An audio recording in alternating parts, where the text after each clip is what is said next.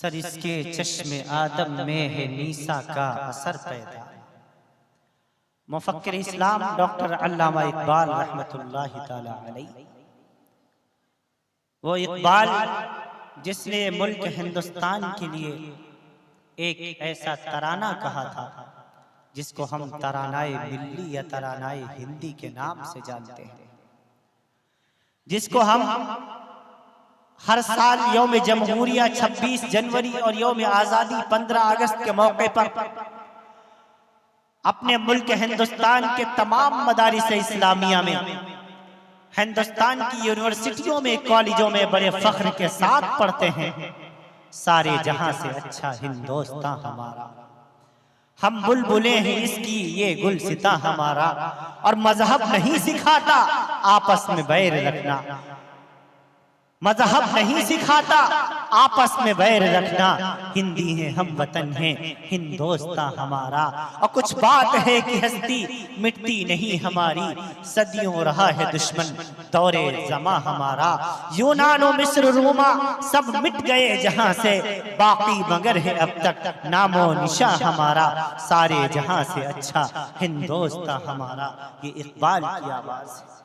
वो इकबाल कहता है सरिस्के चश्मे आदम में है नीसा का असर पैदा, सरिस्के चश्मे आदम में है नीसा का असर पैदा, खलीलुल्लाह के दरिया में होंगे फिर गुहर पैदा, खलीलुल्लाह के दरिया में होंगे फिर गुहर पैदा।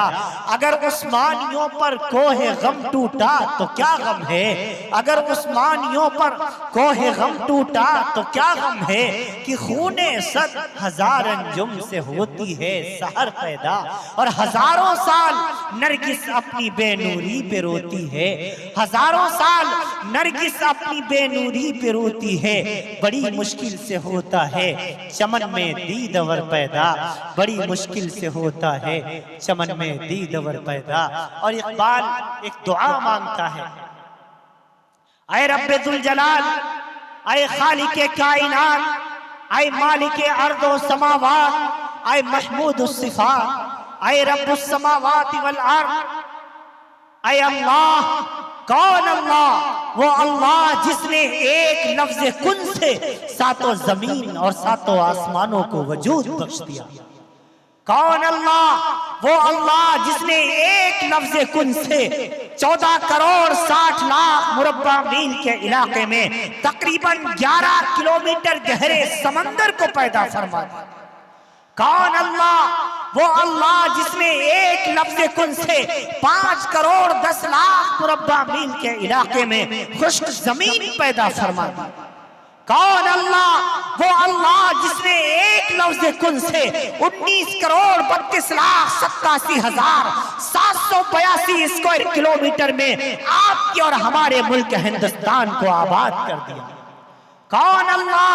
वो अल्लाह जिसने अपने फजलो करम से और एक लफ्ज़ कुन से इस वक्त इलो की रिपोर्ट के मुताबिक दुनिया में तकरीबन 7.5 अरब इंसानों को पैदा फरमा दिया। कौन अल्लाह? वो अल्लाह जिसने एक लफ्ज़ कुन से, एक लफ्ज़ कुन से वहाँ 29,038 फीट ऊंचा हिमालय पहाड़ पैदा फरमा दिया। कौन अल्लाह? वो अल्लाह जिसने एक लफ्ज़ कुन से 2 करोड़ 2,38,558 मील की बुलंदी पर चांदनी देने वाला चांद पैदा फरमा दिया। कौन अल्लाह? वो अल्लाह जिसने एक लफ्ज़ कुन से तकरीबन 15 करोड़ किलोमीटर की दूरी से तपिश और गर्मी भेजने वाला सूरज पैदा फरमा दिया। वो अल्लाह, उस अल्लाह की बारगाह में इकबाल कहता है, ऐ रब्बे दुल जलाल, कुव्वते इश्क से हर बस्त को बाला कर दे। आमीन कह दीजिए। जिस तादाद में आप मौजूद हैं, आपके आमीन की आवाज हमारे कानों तक आई नहीं। एक मर्तबा बुलंद आवाज से कहिए जरा आमीन। माशाअल्लाह, आप जिंदा कौम हैं, जिंदा कौम को बोलते रहना चाहिए, दूसरी कौमों को एहसास दिलाना चाहिए कि तुम अगर भौंकने पर कादिर हो तो रब ने हमारे मुंह में भी जुबान दी हुई है। तुम बोला करो जहां पर बोलने को कहा जाए। ऐ रब्बुल जलाल कुव्वते इश्क से हर बस्त को बाला कर दे, दहर में इसमें मोहम्मद से उजाला कर दे। और ऐ अल्लाह तड़पने फड़कने की तौफीक दे, दिले मुर्तजा सोजे सिद्दीक दे, जवानों को सोजे जिगर बख्श दे, मेरा दिल और मेरी नजर बख्श दे। क्यों कि मोहम्मद से वफा तूने तो हम तेरे हैं, ये जहां चीज है क्या लौहो कलम तेरे। अल्लाह रब्बुल आलमीन के बेइंतहा फज़ल व एहसान से आज आपके दयार में, आपकी सरजमीन में पहली मर्तबा हाजिरी का शर्फ हासिल हुआ। डिस्ट्रिक्ट मिदनापुर बड़ा अजीम डिस्ट्रिक्ट है। अक्सर कई मकामात पर हाजिरी का अल्लाह ताला ने शर्फ अता फरमाया, लेकिन आपका ये दयार जो उलमा का गढ़, मदारिस इस्लामिया से मोहब्बत करने वाले लोग, उलमाए दीन, कुरान करीम से मोहब्बत करने वाले लोग यहाँ मौजूद हैं। आपके दरमियान पहली मर्तबा हाजिरी का शर्फ हासिल हुआ। इस जलसे के अव्वलीन दाई हमारे रफीक मुकर्रम मोहम्मद उमर सल्लल्लाहु ताला, अल्लाह ताला इल्म में अमल में बरकत नसीब फरमाए। हमारे इमाम साहब बड़ी मेहनतों से लेने के लिए एयरपोर्ट पहुंचे। अभी मुस्तकिल तकरीबन 2 हफ्ते हो रहे हैं कि रातों का जागना और रातों को सोना ये मिल नहीं पा रहा है। डायरेक्ट पटना में था, कल मैं अयोध्या फैजाबाद में था, वही अयोध्या जिसका चर्चा आप हजरात ने बाकायदा अभी चंद रोज कबल 22 जनवरी को सुना। बड़ा तमाशा किया गया और ये कौम ने अपनी ताकत का मुजाहरा किया। वहाँ से महज 10 किलोमीटर की दूरी पर कल रात में मैं था, खिताब था। वहाँ से फिर शहर लखनऊ आया, एयरपोर्ट तकरीबन 4 बजे रात पहुँचा। आपके कैलकाटा में 9:15 बजे लैंड कर गया। फिर यहाँ 1:30 पौने 2 बजे के करीब आपके दयार में हाजिरी हुई। तबीयत इंतहाई नासाज हो गई, बदन का पोर पोर दर्द कर रहा था। अहबाब ने पूरे तौर पर गाड़ी में बिठाया, हॉस्पिटल ले गए, वहाँ से दवाई दिलवाई, कुछ इफाका हुआ।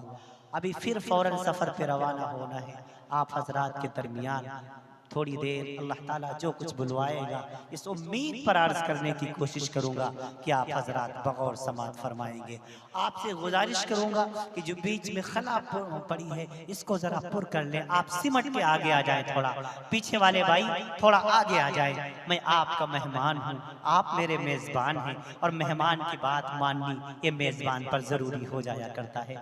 हमारे जो इधर भाई खड़े हैं इनसे गुजारिश करूंगा आप यहाँ दरमियान में आकर के बैठ जाएं। अल्लाह आप सबके उठने वाले कदमों को अल्लाह कबूल फरमा ले और जन्नतुल फिरदौस तक ये कदम आपके लेकर के जाए। ये खलापुर कर लें और सुकून से बैठ जाएं। हाँ, ये कुरान करीम की उन्वान से इस मजलिस का इनकाद किया गया। हुफ्फाज़े कराम के सरों के ऊपर दस्तार सजाई गई। ये चमचमाती हुई पगड़ी जो आप देख रहे हैं, ये दस्तार जो देख रहे हैं, ये दुनिया में जो ताज देख रहे हैं, ये तो चमक ही रहा है। इंशाअल्लाह मैदान महशर में भी चमकेगा। इंशाअल्लाह इनके सरों पर भी चमकेगा, इनके वालिदैन के सरों पर भी चमकेगा, इनके घर वालों के सरों पर भी चमकेगा, इनके असातिज़ा के सर पे भी चमकेगा, इनको पढ़ाने वालों के सर पे भी चमकेगा, इन पर खर्च करने वालों के सरों पर भी चमकेगा। हाँ, आज दुनियाए कुफ्र और दुनियाए बातिल कुरान करीम मिटाना चाहता है। वो ये ख्वाब देख रहा है कि हिंदुस्तान से कुरान खत्म हो जाएगा, हिंदुस्तान से इस्लाम मिट जाएगा। आओ आकर के पूरे तौर पर मगरिबी बंगाल के डिस्ट्रिक्ट मिदनापुर के इस करिया, इस गांव के अंदर देखो, इन 8 बच्चों ने अपने सीनों के अंदर अल्लाह के कुरान को महफूज कर लिया है। ये इस बात की बैयत दलील है कुरान कयामत तक बाकी रहने वाली किताब है। कुरान मिटने वाली किताब नहीं, कुरान खत्म होने वाली किताब नहीं। कुरान करीम इंशाअल्लाहुल अजीज कयामत तक बाकी रहेगी। बातिल चाहता है कुरान मिट जाए, बातिल चाहता है इस्लाम मिट जाए, बातिल चाहता है ईमान वाले दुनिया से खत्म हो जाएं। लेकिन इस्लाम न मिटने वाला मजहब है, कुरान न मिटने वाली किताब है और ईमान ना मिटने वाली चीज है। कुरान भी क़यामत तक बाकी रहेगा, इस्लाम भी क़यामत तक बाकी रहेगा, और इंशाअल्लाह ईमान और ईमान वाले भी क़यामत तक बाकी रहेंगे इंशाअल्लाह। जिस दिन अहले ईमान बाकी ना रहे, उस दिन इंशाअल्लाह दुनिया की कोई कौम बाकी नहीं रह पाएगी। हाँ, थोड़ा सा पंखा इधर को घुमा दीजिए। हाँ हाँ, उस दिन कोई दुनिया की कौम बाकी नहीं रह पाएगी। आज हर तरफ जज़ाकल्लाहु अहसन, हर तरफ इस्लाम आप हजरात सुनते चले आए होंगे, व्हाट्सएप के जरिए, यूट्यूब के जरिए, सोशल मीडिया के जरिए। मैं तो यूपी से आता हूँ, बखूबी मैं वाकिफ हूँ, हालात देखता हूँ।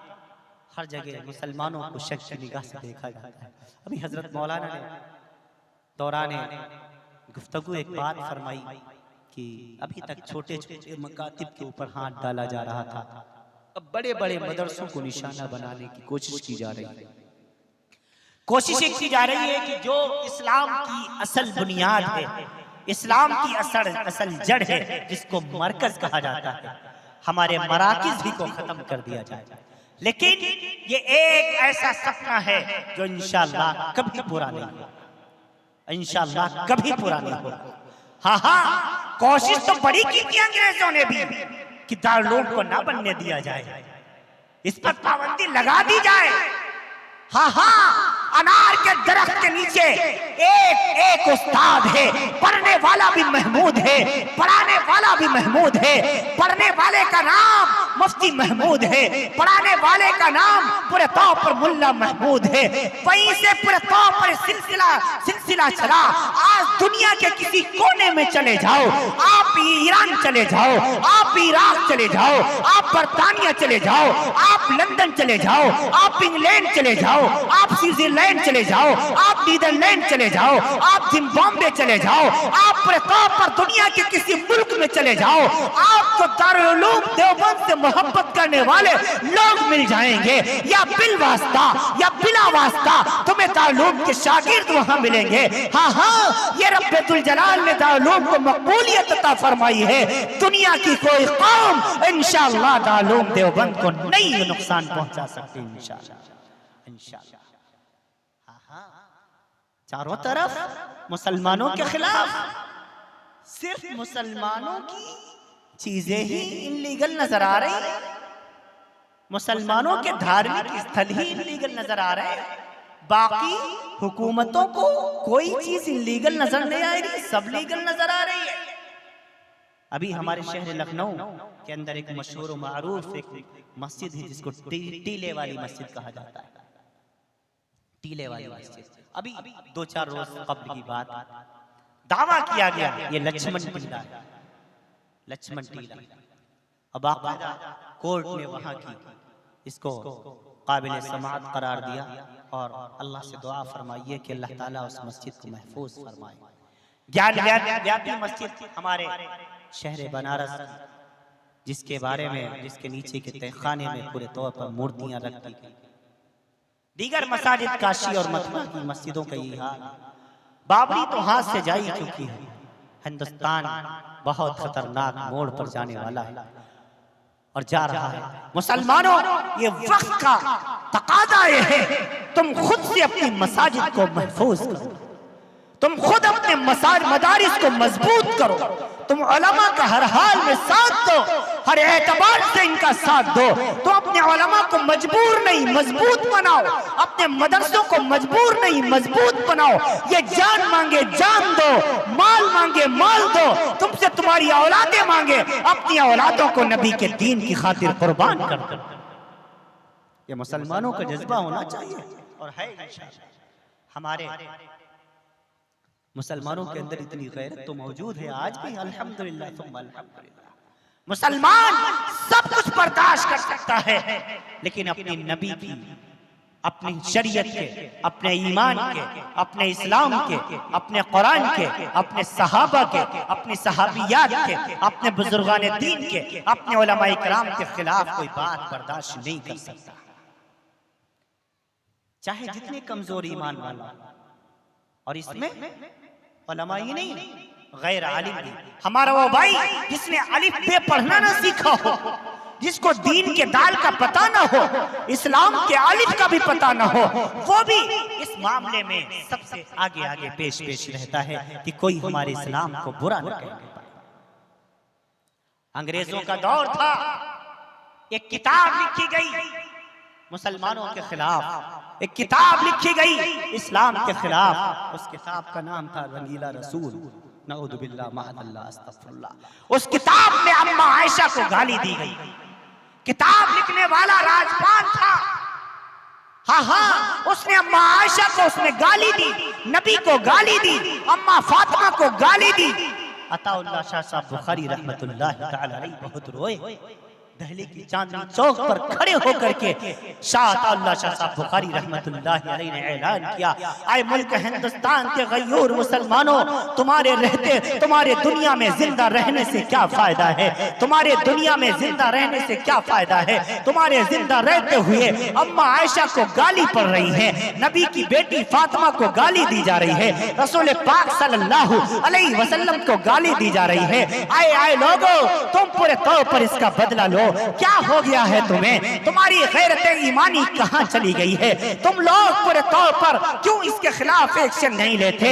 बड़ी दर्दमंदाना पूरे तौर पर अपील कर रहे हैं। हज़रत अताउल्लाह शाह साहब बुखारी रहमतुल्लाह तआला अलैह, सारे का सारा मजमा मौजूद है, लोग मौजूद हैं, उलमा मौजूद हैं, हुफ्फाज मौजूद हैं, कारी मौजूद हैं, मुफ्ती मौजूद हैं, सारे के सारे मौजूद हैं और कोशिश ये कर रहे हैं हज़रत अताउल्लाह की बात को सुना जाए और देखा जाए ये कहना क्या चाहता है, समझाना क्या चाहता है। हाँ, अताउल्लाह शाह साहब रोते रोते अपनी पगड़ी उतार के जमीन पे डाल दी और कहने लगे, आए लोगों, अताउल्लाह को पगड़ी पहनने का कोई हक नहीं है, क्योंकि नबी की पगड़ी को उछाला गया है। हमारा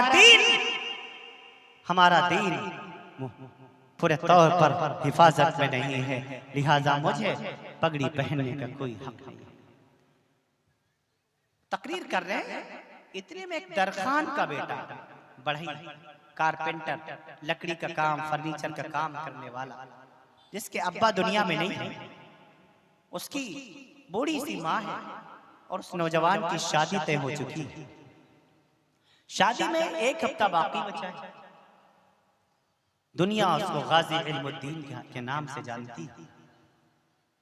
वो जा रहा था, जाते जाते अताउल्लाह शाह साहब बुखारी रहमतुल्लाह तआला अलैह की उसने ये तकरीर सुनी। थोड़ी देर खड़ा रोता रहा, फिर किसी से पूछा ये कौन है और ये क्या कह रहा है?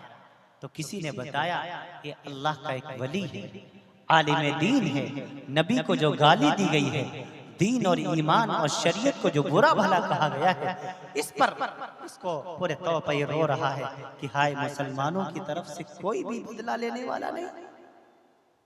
अताउल्लाह शाह साहब बुखारी रहमतुल्लाह तआला अलैह की बात को सुनता रहा, फिर कहा, अच्छा किसने गाली दी है?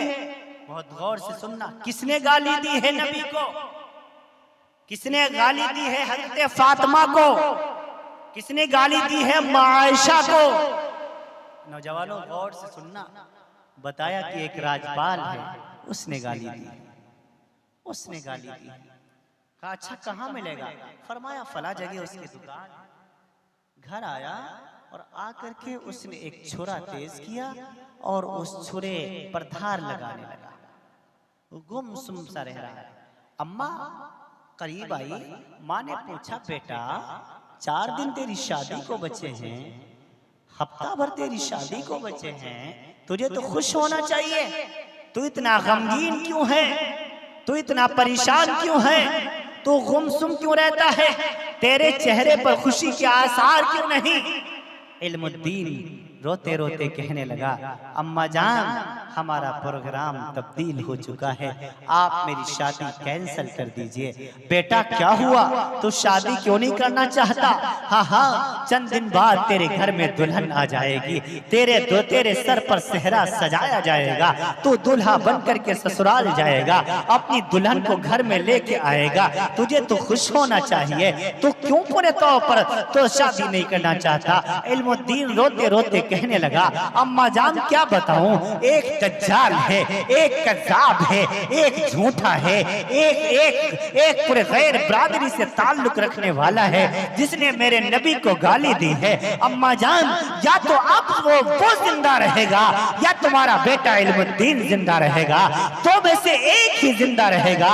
ऐसा नहीं हो सकता कि दोनों इस धरती पर जिंदा रहे। अम्मा जान, आप मुझे इजाजत दीजिए कि मैं जाकर के उसका काम तमाम करूं।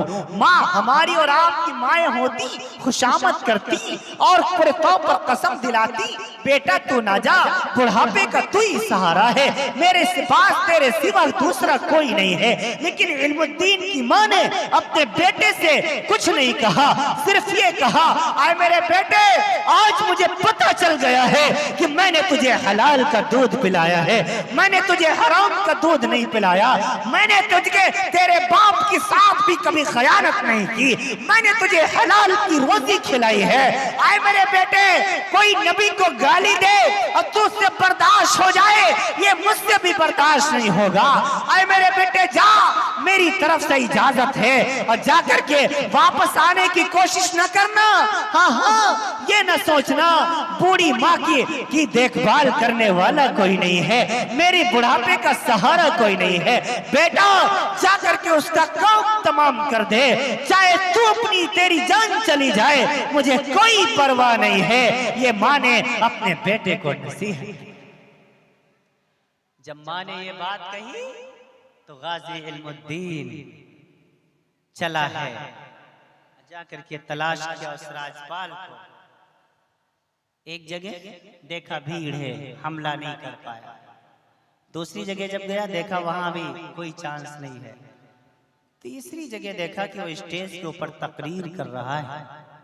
गाजी इल्मुद्दीन पीछे से छुरा लेके गया और वो खंजर सीने में उतार दिया। सीने में उतरना था कि वो दीन का दुश्मन, इस्लाम का दुश्मन, शरीयत का दुश्मन, ईमान का दुश्मन, वो फौरन ठंडा पड़ गया और जहन्नम में चला गया। अंग्रेजों का दौरे हुकूमत था, गाजी इल्मुद्दीन भागा नहीं, गाजी इल्मुद्दीन डरा नहीं, क्योंकि इस्लाम डर नहीं सिखाता। मुसलमान डरने वाली कौम का नाम नहीं है, मुसलमान हालात से घबराने वाली कौम भी नहीं है, मुसलमान तो डटकर मुकाबला करने वाली कौम का नाम है। गाजी इल्मुद्दीन को गिरफ्तार कर लिया, अंग्रेज अदालत में पेश किया गया। अंग्रेज जज ने फांसी का ऑर्डर दे दिया, फांसी का हुक्म दे दिया। आए नौजवानों, बड़े बड़े बैरिस्टर आए, बड़े बड़े वकील आए गाजी इल्मुद्दीन से मिलने के लिए। पता चला अताउल्लाह शाह साहब बुखारी को, पता चला शेखुल इस्लाम हुसैन मदनी को, पता चला अल्लामा थानेसरी रहमतुल्लाह ताला अलैहि को, पता चला पूरे तौर पर मुफ्ती किफायतुल्लाह दहलवी को, मौलाना अबुल कलाम आजाद रहमतुल्लाह ताला अलैहि को, मिस्टर मोहम्मद अली जिन्नाह को। हाँ, जब ये पता चला फौरन भागे हुए आए और आकर के मुलाकात कर रहे हैं। किससे?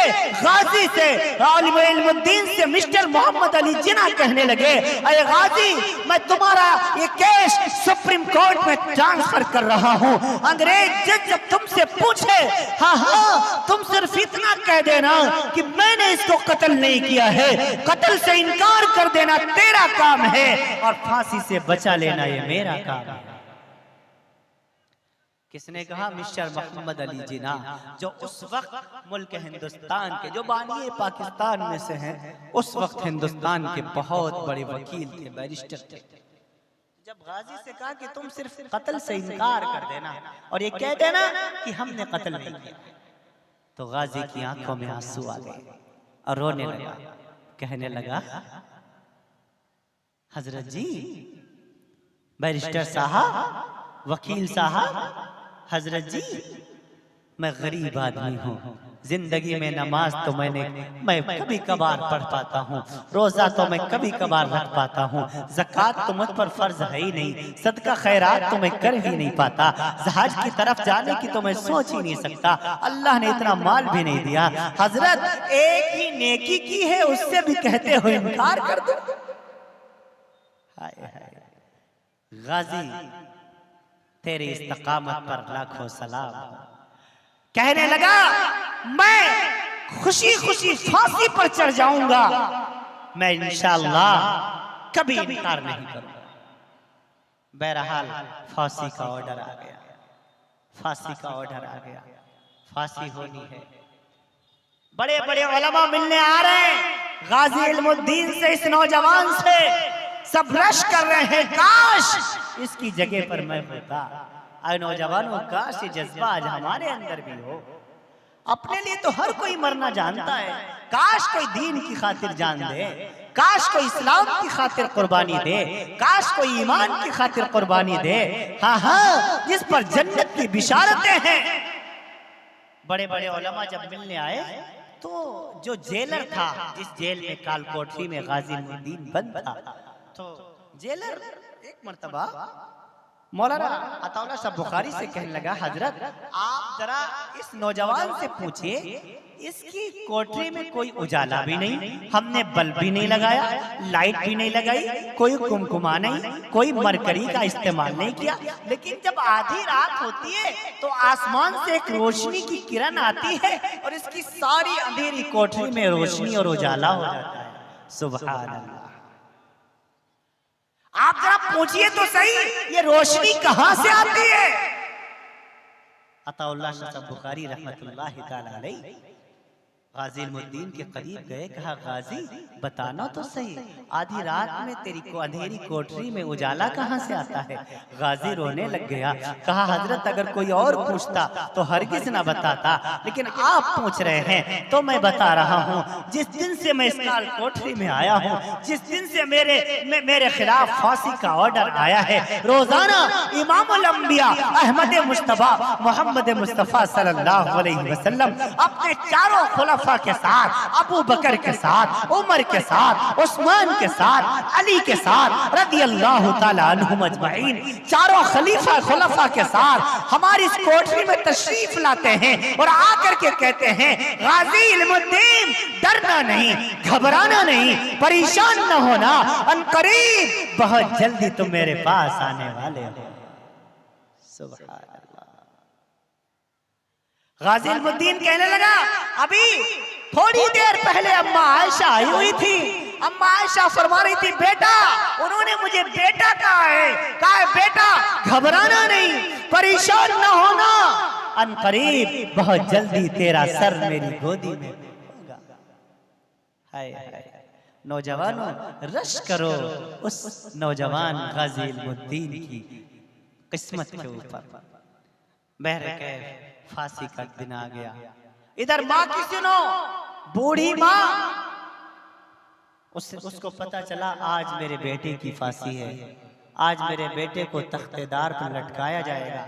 माँ भी आई है मैदान में, आकर के उस साथ में एक लोटा ले आई, एक वजू लाई, वजू करने के लिए लोटे में पानी लाई, एक मुसल्ला लाई और मैदान खचाखच भरा हुआ है। हाँ हाँ, हिंदुस्तान में उस वक्त हिंदुस्तान आजाद नहीं हुआ था, मर्द भी हैं, औरतें भी हैं, बच्चे भी हैं, बूढ़े भी हैं, उलमा भी हैं, हफ्फाज भी हैं, आलिम भी हैं, सुलहा भी हैं, उदबा भी हैं, सारा मजमा खचाखच भरा हुआ है। आज गाजी इल्मुद्दीन को, आज इस नबी के दीवाने को, इस्लाम पर मर मिटने वाले को सरेआम फांसी दी जाने वाली है। सारे के सारे लोगों की आंखों में आंसू हैं, हर कोई चाहता है। औरतें कहने लगी, मुझे इसकी जगह पर फांसी दे दो, लेकिन इसको बख्श दो, लेकिन कौन है सुनने वाला? माँ ने मुसल्ला बिछाया, वजू किया, 2 रकात नमाज पढ़ी, दुआ मांगने लगी, ऐ मेरे अल्लाह, तूने मेरे बेटे को कबूल कर लिया है, अल्लाह मेरे बेटे को इस्तकामत नसीब फरमा दीजिए। अल्लाह कहीं फांसी के डर की वजह से ये अपने फैसले को तब्दील न कर दे। आए रब्बुल जलाल, मेरे बेटे को अपनी राह में कबूल फरमा लीजिए, उसकी शहादत को कबूल फरमा लीजिए।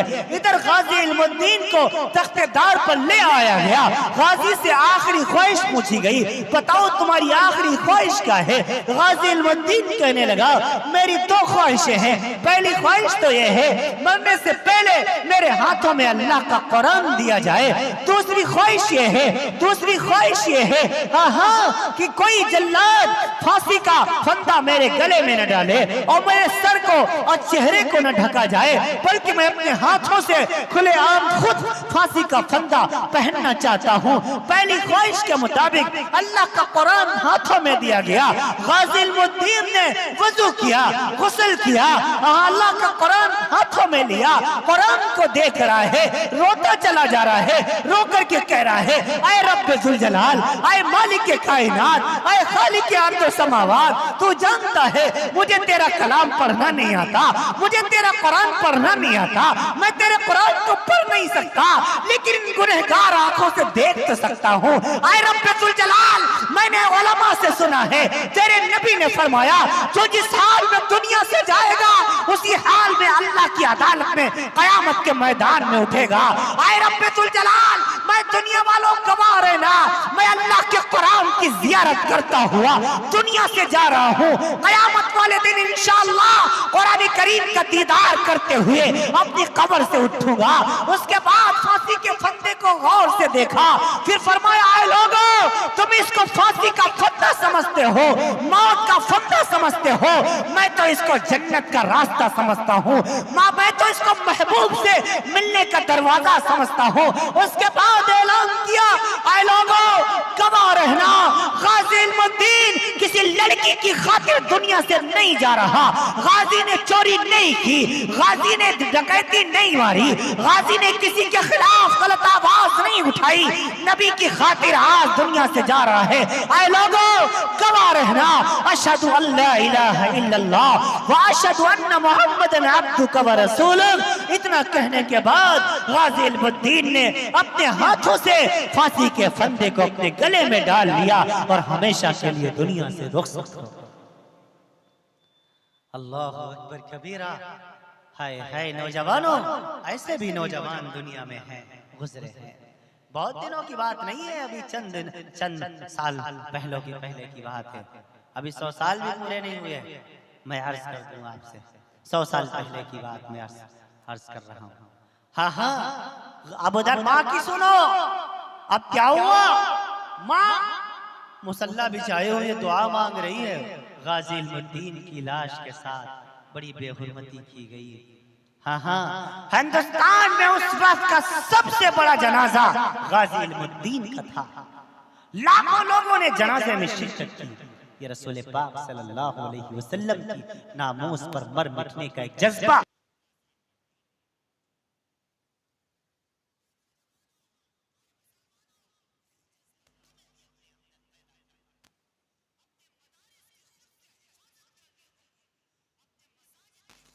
हिफाजत करनी होगी, अपने कुरान की खुद से हिफाजत करनी होगी, अपने इस्लाम की खुद से हिफाजत करनी होगी, अपने ईमान की खुद से हिफाजत करनी होगी। हाँ हाँ, अपने भी ईमान की हिफाजत करनी होगी और अपनी औलादों के ईमान की भी हिफाजत करनी होगी। अपने मदरसों को मजबूत करो। आपका मदरसा जामिया अरबिया मिफ्ताहुल उलूम अल्हम्दुलिल्लाह 50 साल का मुझे बताया गया, तकरीबन 50 साल का अरसा हो रहा है इस मदरसे के क़याम। मैं बाद नमाज असर मदरसे की जानिब गया, उसका मुआयना किया। अल्लाह का फजल है, असातिज़ा मुखलिस काम करने वाले लोग हैं। मदरसे को बहुत ज़रूरत है आपकी, हर एतबार से अपने मदरसे को मजबूत बनाइए। आज 8 हाफिज इस मदरसे से निकले हैं, कल इंशाअल्लाह इस मदरसे से 8 में एक 0 लग करके इंशाअल्लाह 80 निकलेंगे इंशाअल्लाह, और फिर आगे 0 लगता रहेगा इंशाअल्लाह। ये आपका मदरसा है, ये आपका इदारा है। आप खुश नसीब हैं कि अल्लाह ताला ने आपको ऐसे खित्ते में पैदा किया है जहां दिन रात, सुबह शाम, रात के सन्नाटे में, दिन के पूरे तौर पर उजाले में, रात की तन्हाई में अल्लाह के कुरान की तिलावत हुआ। ये मदरसे अल्लाह की नेमत है, ये मस्जिदें अल्लाह की नेमत है, ये उलमा अल्लाह की नेमत है। इनकी कदर किया करो। हाँ हाँ, इनकी कदर करो। ये मदरसे आपके बच्चों को अल्लाह का कुरान पढ़ना सिखाते हैं। इन मदरसों में अल्लाह का कुरान पढ़ाया जाता है, इन मदरसों में नबी की हदीस पढ़ाई जाती है, इन मदरसों में कलमे तैयब याद कराया जाता है। इन मदरसों के जरिए से आपके बच्चे को पता चलता है कि नमाज के फराइज कितने हैं, नमाज में वाजिबात कितने हैं, पानी पीने में कितनी चीजें सुन्नत का दर्जा रखती हैं। हाँ हाँ, इन मदरसों में बताया जाता है खाने की कितनी सुन्नतें हैं, वजू की कितनी सुन्नतें हैं। हाँ, इन मदरसों में सिखाया जाता है देख बेटे तुझ पर तेरी माँ का क्या हक है, तुझ पर तेरी बीवी का क्या हक है, तुझ पर तेरी बेटी का क्या हक है, तुझ पर तेरे पड़ोसी का क्या हक है, तुझ पर तेरे पूरे तौर पर कुरान का क्या हक है, तुझ पर तेरे इस्लाम का क्या हक है, और तुझ पर तेरे मुल्क हिंदुस्तान का क्या हक है। ये सब मदरसों में सिखाया जाता है। मदरसों की बरकत से आपके बच्चों को ये इल्म होता है। आप मदरसों की खबरगिरी करो। मैं इसीलिए कहा करता हूँ अपनी माओ से, बहनों से, हमारी माँ बहनें बहुत कसीर तादाद में यहाँ मौजूद हैं। हाँ हाँ, माँ का गोद बच्चे का पहला मदरसा हुआ करता है। बच्चा मदरसे तो बहुत बाद में जाता है, जब होशमंद हो जाता है, जब जानने वाला हो जाता है। लेकिन माँ की तरबियत में बचपन से, बाप की तरबियत में बचपन ही से। इसीलिए माँ बाप की ज्यादा जिम्मेदारी है अपनी औलादों की सही तरबियत करें। माँ का गोद बच्चे का पहला मदरसा है। वालिदैन, माँ बाप, माता पिता ये बच्चे के पहले उस्ताद हैं, पहले मुदर्रिस हैं। आप अपने बच्चों की सही तरबियत कीजिए। इसीलिए मैं अक्सर अपनी माओ बहनों से कहा करता हूँ, आए मेरी माओ, आए मेरी बहनों, आए मेरी बेटियों, आए उम्मत मुस्लिमा की माओ और बहनों, आप अपने बच्चों को और अपनी औलादों को अपनी गोदी में बिठाकर फकत दूध न पिलाया करो, बल्कि दूध के साथ इमामुल अंबिया की सुन्नतें खोल के पिला दिया। जिस तरीके से माँ की गोद में पले बड़े बच्चे की तरबियत का असर जिंदगी की आखिरी सांस तक रहता है, उसी तरीके से माँ बाप की तरबियत का असर जिंदगी में, माँ बाप की गोद में पले बड़े बच्चे की तरबियत का असर जिंदगी की आखिरी सांस तक रहता है। हाँ हाँ, माँ बाप अगर अपने बच्चों की सही तरबियत करेंगे तो इंशाअल्लाह औलादे नेक होंगी। माँ बाप सही रास्ते पर चलेंगे, अपनी औलादों को चलाएंगे तो इंशाअल्लाह औलादे भी सीधे रास्ते पर चलेंगी। हम कोशिश करें, जितने बड़े बड़े अल्लाह के वली गुजरे हैं, ख्वाजा मोइनुद्दीन चिश्ती अजमेरी हो, बहाउल हक जकरिया मुल्तानी हो, या बौशा कलंदर हो, या शेख अब्दुल कादिर मोहिद्दीन जिलानी हो, किसी भी अल्लाह के वली को उठा करके देख लीजिए, सब में उसकी माँ का बहुत बड़ा किरदार रहा है, उनके वालिदैन का बहुत बड़ा रोल रहा है, उनके वालिदैन ने उनकी अच्छी से तरबियत की है। हाँ हाँ, नतीजा यह हुआ कि उनकी औलादें आगे चल करके उनके वालिदों का, उनके वालिदैन का नाम रोशन किया और रहती दुनिया तक चमकते हुए चांद की तरह इंशाअल्लाह चमकती रहेगी। किसी ने एक बार ख्वाजा मोइनुद्दीन चिश्ती अजमेरी रहमतुल्लाह अलैहि की माँ के सामने, इनका असल नाम मोइनुद्दीन था, इनकी माँ के सामने मोइनुद्दीन रहमतुल्लाह अलैहि की तारीफ कर दी। तो माँ ने कहा कि जो तुम मेरे बेटे की तारीफ कर रहे हो, ये इसमें इसका कमाल नहीं है, इसमें मेरा कमाल है। फरमाया अम्मा आपका कमाल कैसे? फरमाया मैंने अपने बेटे मोइनुद्दीन को 2 साल तक दूध पिलाया है, कभी ऐसा नहीं हुआ कि बगैर वुजू किए हुए दूध पिलाया। माँ कहने लगी अगर मैं अपने बेटे मोइनुद्दीन को तहज्जुद के वक्त उठकर वजू करके तहज्जुद की नमाज पढ़ के दूध ना पिलाती तो आज अल्लाह उसको ये मकाम कैसे अता फरमाता। ये माएँ हैं जो अपने बच्चों को वजू करके दूध पिलाया करती हैं। आज हमारा क्या हाल है, हमारे घर का क्या हाल है। आए मेरे अजीजों, आए मेरे दोस्तों, अपनी औलादों की सही से तरबियत करो। जैसे यहाँ एक मदरसा आपका मिफ्ताहुल उलूम है, ऐसे ही एक मदरसा था, यहाँ भी अभी बच्चों ने आप हजरात के सामने बाद नमाज असर और मगरिब के प्रोग्राम की शक्ल में किसी ने नात, किसी ने नज़म वगैरह पेश फरमाई। ऐसे ही एक मदरसा था, वहाँ भी बच्चे पढ़ते थे। जैसे आपके यहाँ दस्तारबंदी का जलसा हुआ, ऐसे ही वहाँ भी दस्तारबंदी का जलसा होना था। उस्ताद जी जलसे से पहले बच्चों की तैयारी कराते हैं, किसी बच्चे को नात याद कराते हैं, मनक़बत याद कराते हैं, किसी बच्चे को तकरीर याद कराते हैं, किसी बच्चे को दुआ याद कराते हैं। तो वहाँ भी जहाँ होना था जलसा, वहाँ भी उस्ताद जी ने बच्चों को की तैयारी कराई, किसी बच्चे को नात याद कराई, किसी बच्चे को तकरीर दी, किसी बच्चे को मुकालमे की शक्ल में कोई प्रोग्राम करने पेश करने को कहा। एक उनमें बच्चा था, उस बच्चे को उस्ताद जी ने एक नात लिख के दी। वो नात का मिसरा ये था, वो नबियों में रहमत लक़ब पाने वाला, मुरादे गरीबों की बरलाने वाला। बच्चा बहुत ज़हीन था, आवाज़ बहुत अच्छी थी, बच्चे ने वो नात याद कर ली। उस्ताद जी ने कहा बेटे तुम्हें नात जलसे वाले दिन, जब जलसा हो दस्तार बंदी का, उस दिन तुम्हें अवाम के सामने जब मजमा मौजूद हो तब ये नात पढ़नी है। अल्लाह जाने उस बच्चे के जहन में क्या आ गया, वो उस्ताद जी के सामने पढ़ता, वो नबियों में रहमत लक़ब पाने वाला, और जब उस्ताद जी चले जाते तो वाला को वाले कर देता और कहने लगता वो नबियों में रहमत लक़ब पाने वाले। उस्ताद जी को पता चला तो बहुत समझाया, कहने लगे बेटे ये वाले नहीं वाला है, वही वाले नहीं वाला है, तू वाले पढ़ रहा है, उसको वाला पढ़ा कर। बहुत समझाया लेकिन अपनी आदत के मुआफिक वो उस्ताद जी के सामने वाला पढ़ता, जब उस्ताद जी चले जाते तो वाला को वाले कर देता। जलसे का दिन आया, सारे बच्चों के नाम पुकारे गए, उस बच्चे की भी बारी आई, उसने अपनी आदत के मुआफिक यही पढ़ा, वो नबियों में रहमत लक़ब पाने वाले, मुरादे गरीबों की बर लाने वाले। उस्ताद जी को ने जब सुना तो बड़ा गुस्सा हुए कि मैंने इसे कितना समझाया था कि ये वाले नहीं वाला है, लेकिन जिद में इसने वाले ही पढ़ा, कल इसकी खबर लेता हूँ। अच्छा, उस बच्चे की नात के बाद जिन मुकर्रिर साहब की बारी थी वो मुझ जैसे नाअहल होंगे, जिनका सीना इश्क नबवी से खाली होगा, जिनके सीने में नबी की मोहब्बत नहीं होगी। हाँ हाँ, वो आए और आकर के एतराज कर दिया कि आजकल के उस्ताद अपने बच्चों पर ध्यान नहीं देते, बच्चे ने नात का मिसरा गलत पढ़ा है।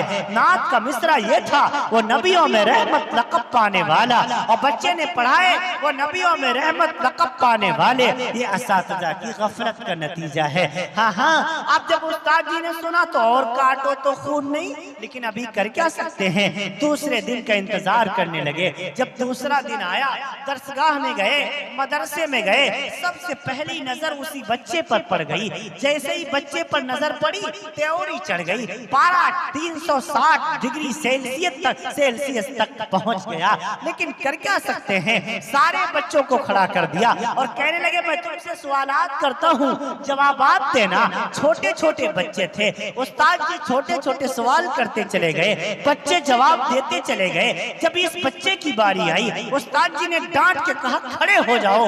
ये बच्चा खड़ा हो गया, कहा बताओ हमारे नबी का नाम क्या है, तुम्हारे नबी का नाम क्या है। ये बच्चा खड़ा तो हो जाता है, अदब से सर को झुकाता है, लेकिन लब नहीं हिलाता, जुबान को हरकत नहीं देता, मुंह से कुछ नहीं बोलता। उस्ताद जी करीब आए, खींच के थप्पड़ मारा, तू कितना जिद्दी है, मैंने तुझे कितना समझाया था कि वाले नहीं वाला है, तूने जिद में वाले ही पढ़ा, अब तू नबी का नाम नहीं बता रहा है। बच्चे को मारते चले जा रहे हैं, बच्चा मार खाता चला जा रहा है, लेकिन बोल नहीं रहा है। उस्ताद जी परेशान है कि इस बच्चे को क्या नबी का नाम याद नहीं होगा, ये ऐसे घराने से ताल्लुक रखता है, इसको नबी का नाम तो जरूर याद होगा, पता नहीं क्यों नहीं बता रहा है। बार बार पूछ रहे हैं लेकिन ये बच्चा नहीं बोल रहा। उस्ताद जी मारते चले जा रहे हैं, बच्चा मार खाता चला जा रहा है। अब इतने में इंटरवल हो गया, हाफ टाइम हो गया, बेल बजी, घंटी बजी, सारे बच्चे जाने लगे। उस्ताद जी फरमाने लगे मैं तुझे अभी तो जाने देता हूँ, लेकिन जैसे ही ये इंटरवल का वक्त खत्म होगा, हाफ टाइम का वक्त खत्म होगा, सबसे पहले मैं तुझे से पूछूंगा, अगर तूने नबी का नाम नहीं बताया तो छड़ी से तेरी खाल खींच दूंगा। ये बच्चा थोड़ी देर खड़ा रोता रहा, फिर अपने आंसू पोंछे मैदान में गया, हाथ मुंह धुला, फिर से घंटी बजी, सारे बच्चे आ गए, ये बच्चा भी आ गया। उस्ताद जी दरसगाह में दाखिल हुए, हाँ हाँ, इसी बच्चे को खड़ा कर दिया, बताओ हमारे नबी का नाम क्या है, तुम्हारे नबी का नाम क्या है। इस बार ये बच्चा अदब से खड़ा होता है, नजरों को झुकाता है, हाथों को बांधता है और पलकों को भीगा करके कहता है उस्ताद जी हमारे नबी का नाम पैगंबर इस्लाम, नबी एहतिशाम, रसूल बुलंद मकाम, साक़ी कौसर, शाफ़ी महशर, शाफ़ी रोज़े जज़ा, इमामुल अंबिया, अहमद मुस्तफ़ा, मोहम्मद मुस्तफ़ा, सबका सल्लल्लाहु अलैहि वसल्लम है। और इतना कहते कहते इस बच्चे की आंखों से आंसू बहने लगे। ये बच्चा रोने लग गया। उस्ताद जी करीब आए और ये कंधे पर हाथ रखा। बेटा तूने जवाब सही दिया है, तू रो क्यों रहा है? तू हाफ टाइम से पहले क्यों नहीं बता रहा था? तो इंटरवल से पहले क्यों नहीं बता रहा था? क्या इंटरवल से पहले तुझे नबी का नाम याद नहीं था? बच्चा रोने लग गया, कहने लगा उस्ताद जी मुझे माफ फरमा दीजिएगा, मेरी अम्मी दुनिया में नहीं है, मेरी माँ अल्लाह को प्यारी हो चुकी है। हजरत जी जब मेरी माँ जिंदा थी, मेरी माँ मेरे नबी से बड़ी मोहब्बत किया करती थी। जब एक रोज मेरी माँ ने मुझे गोदी में बिठाकर बड़े प्यार से कहा था, आए मेरे बच्चे, आए मेरे बेटे, जब से मैंने होश संभाला है मैंने नबी का नाम बगैर वुजू के कभी नहीं लिया है। आए मेरे बेटे, अगर तुझसे भी हो सके तो नबी का नाम बगैर वुजू के कभी नहीं लेना। उस्ताद जी जो आपने होप टाइम से पहले मुझसे पूछा था, मुझे नबी का नाम तो याद था लेकिन उस वक्त मेरा वुजू नहीं था। मेरे दिल में आया आप मुझे मारेंगे, मार खा लूंगा, डांटेंगे, डांट खा लूंगा, भगाएंगे, भाग जाऊंगा, लेकिन बगैर वुजू के नबी का नाम नहीं लूंगा। उस्ताद जी हाँ हाँ अब आपने छुट्टी दे दी, अब मैं वुजू करके आ गया हूँ, इसीलिए मैंने नबी का नाम बता दिया। बेटा अच्छा ये तो बता, तूने वो नाक का मिसरा क्यों तब्दील कर दिया था? तूने वाला को वाले क्यों कर दिया था? बच्चा फिर रोने लग गया। उस्ताद जी मेरे अब्बा भी दुनिया में नहीं है, मेरे अब्बू जान भी अल्लाह को प्यारे हो चुके हैं। जैसे मेरी माँ मेरे नबी से मोहब्बत करती थी, ऐसे मेरे बाप भी मेरे नबी से बहुत मोहब्बत किया करते थे। जब मेरे वालिद जिंदा थे, एक दिन मुझे गोदी में बिठाकर बड़े प्यार से कहा था, आए मेरे बेटे, नबी की शान में अदना दर्जे की गुस्ताखी न करना, जर्रा बराबर बेदबी न करना। आपने मुझे जो नात लिख के दी थी उसमें था वो नबियों में रहमत लक़ब पाने वाला। मेरे नन्हे से दिमाग में आया मेरे नबी इतने ऊंचे मकाम वाले, इतने बुलंद मर्तबे वाले, इतने ऊंचे मकाम पर फाइज, मैं उन्हें वाला कहूँ, मुझे बेदबी लगी, इसीलिए मैंने वाला को वाले कर दिया। उस्ताद जी मुझे माफ कर दीजिए, मेरी वजह से आपकी रुसवाई हुई है। उस्ताद जी रोने लग गए, फरमाए बेटे गलती तेरी नहीं है, गलती मेरी है, हमने जाना ही नहीं नबी से मोहब्बत कैसे की जाती है, नबी से इश्क कैसे किया जाता है। आए मुसलमानों, कहाँ चली गई वो माएं जो अपने बच्चों को ये बताया करती थी, आए मेरे बेटों, आए मेरे बच्चों, नबी का नाम बगैर वुजू के कभी नहीं लेना। कहाँ चले गए वो बाप जो अपने बच्चों को ये समझाया करते थे कि नबी की शान में अदना दर्जे की गुस्ताखी न करना।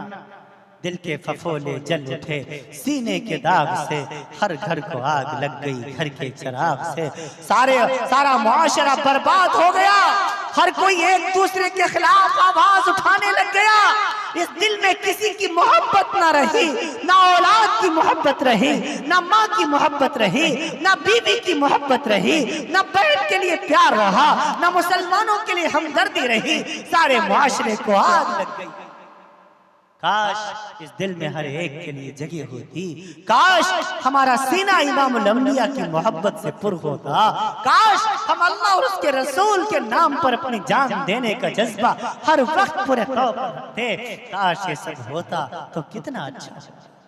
आए नौजवानों, आए मुसलमानों, ये वक्त का तकादा है कि हम अपने आप को सुधारें, अपने आप को इस्लाम के करीब करें, अपने आप को कुरान के करीब करें, अपने आप अपना ईमान मजबूत करें, उलमा से अपने आप को, उलमा के से अपने आप को जोड़ें, उलमा से अपने आप को जोड़ो, उलमा के करीब बैठा करो।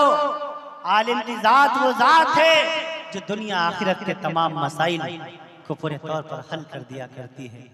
दुनिया में भी उलमा से मोहब्बत करने का फायदा और मैदान महशर में अल्लाह की अदालत में भी उलमा से मोहब्बत करने का फायदा। मेरे नबी ने फरमाया तुम अहले इल्म से मोहब्बत किया करो, नेक इन आदमियों को खाना खिलाया करो, तुम नेक लोगों की खिदमतें किया करो, तुम नेक लोगों को कपड़े पहनाया करो, तुम नेक लोगों को पूरे तौर पर उनको दावतें खिलाया करो। फरमाई इस वजह से क्योंकि वो तुम्हारा दिया हुआ कपड़ा पहन के हमारा दिया हुआ खाना खा के जब इबादत करेंगे तो अल्लाह उस इबादत में तुम्हें भी शामिल कर लेगा इंशाअल्लाह। हाँ हाँ, रमजान आ रहा है, रमजान की तैयारी करो। रमजान को कुरान के साथ एक खास निस्बत है, रमजान को कुरान के साथ खास निस्बत है। रमजान वही मुबारक महीना है जिसमें अल्लाह ने कुरान का नुज़ूल फरमाया, शहर रमजान अल्लज़ी उन्ज़िला फ़ीहिल कुरान, फरमाया रमजान वो महीना है जिसमें हमने कुरान करीम का नुज़ूल फरमाया। हुदल लिन्नास व बय्यिनातिन मिनल हुदा वल फुरक़ान, वो कुरान जो सारी इंसानियत के लिए हिदायत है, जिस कुरान को आठ आपके यहाँ के नौनिहालों ने, आपके घर के लाडलों ने पूरे तौर पर अपने सीनों में महफूज किया।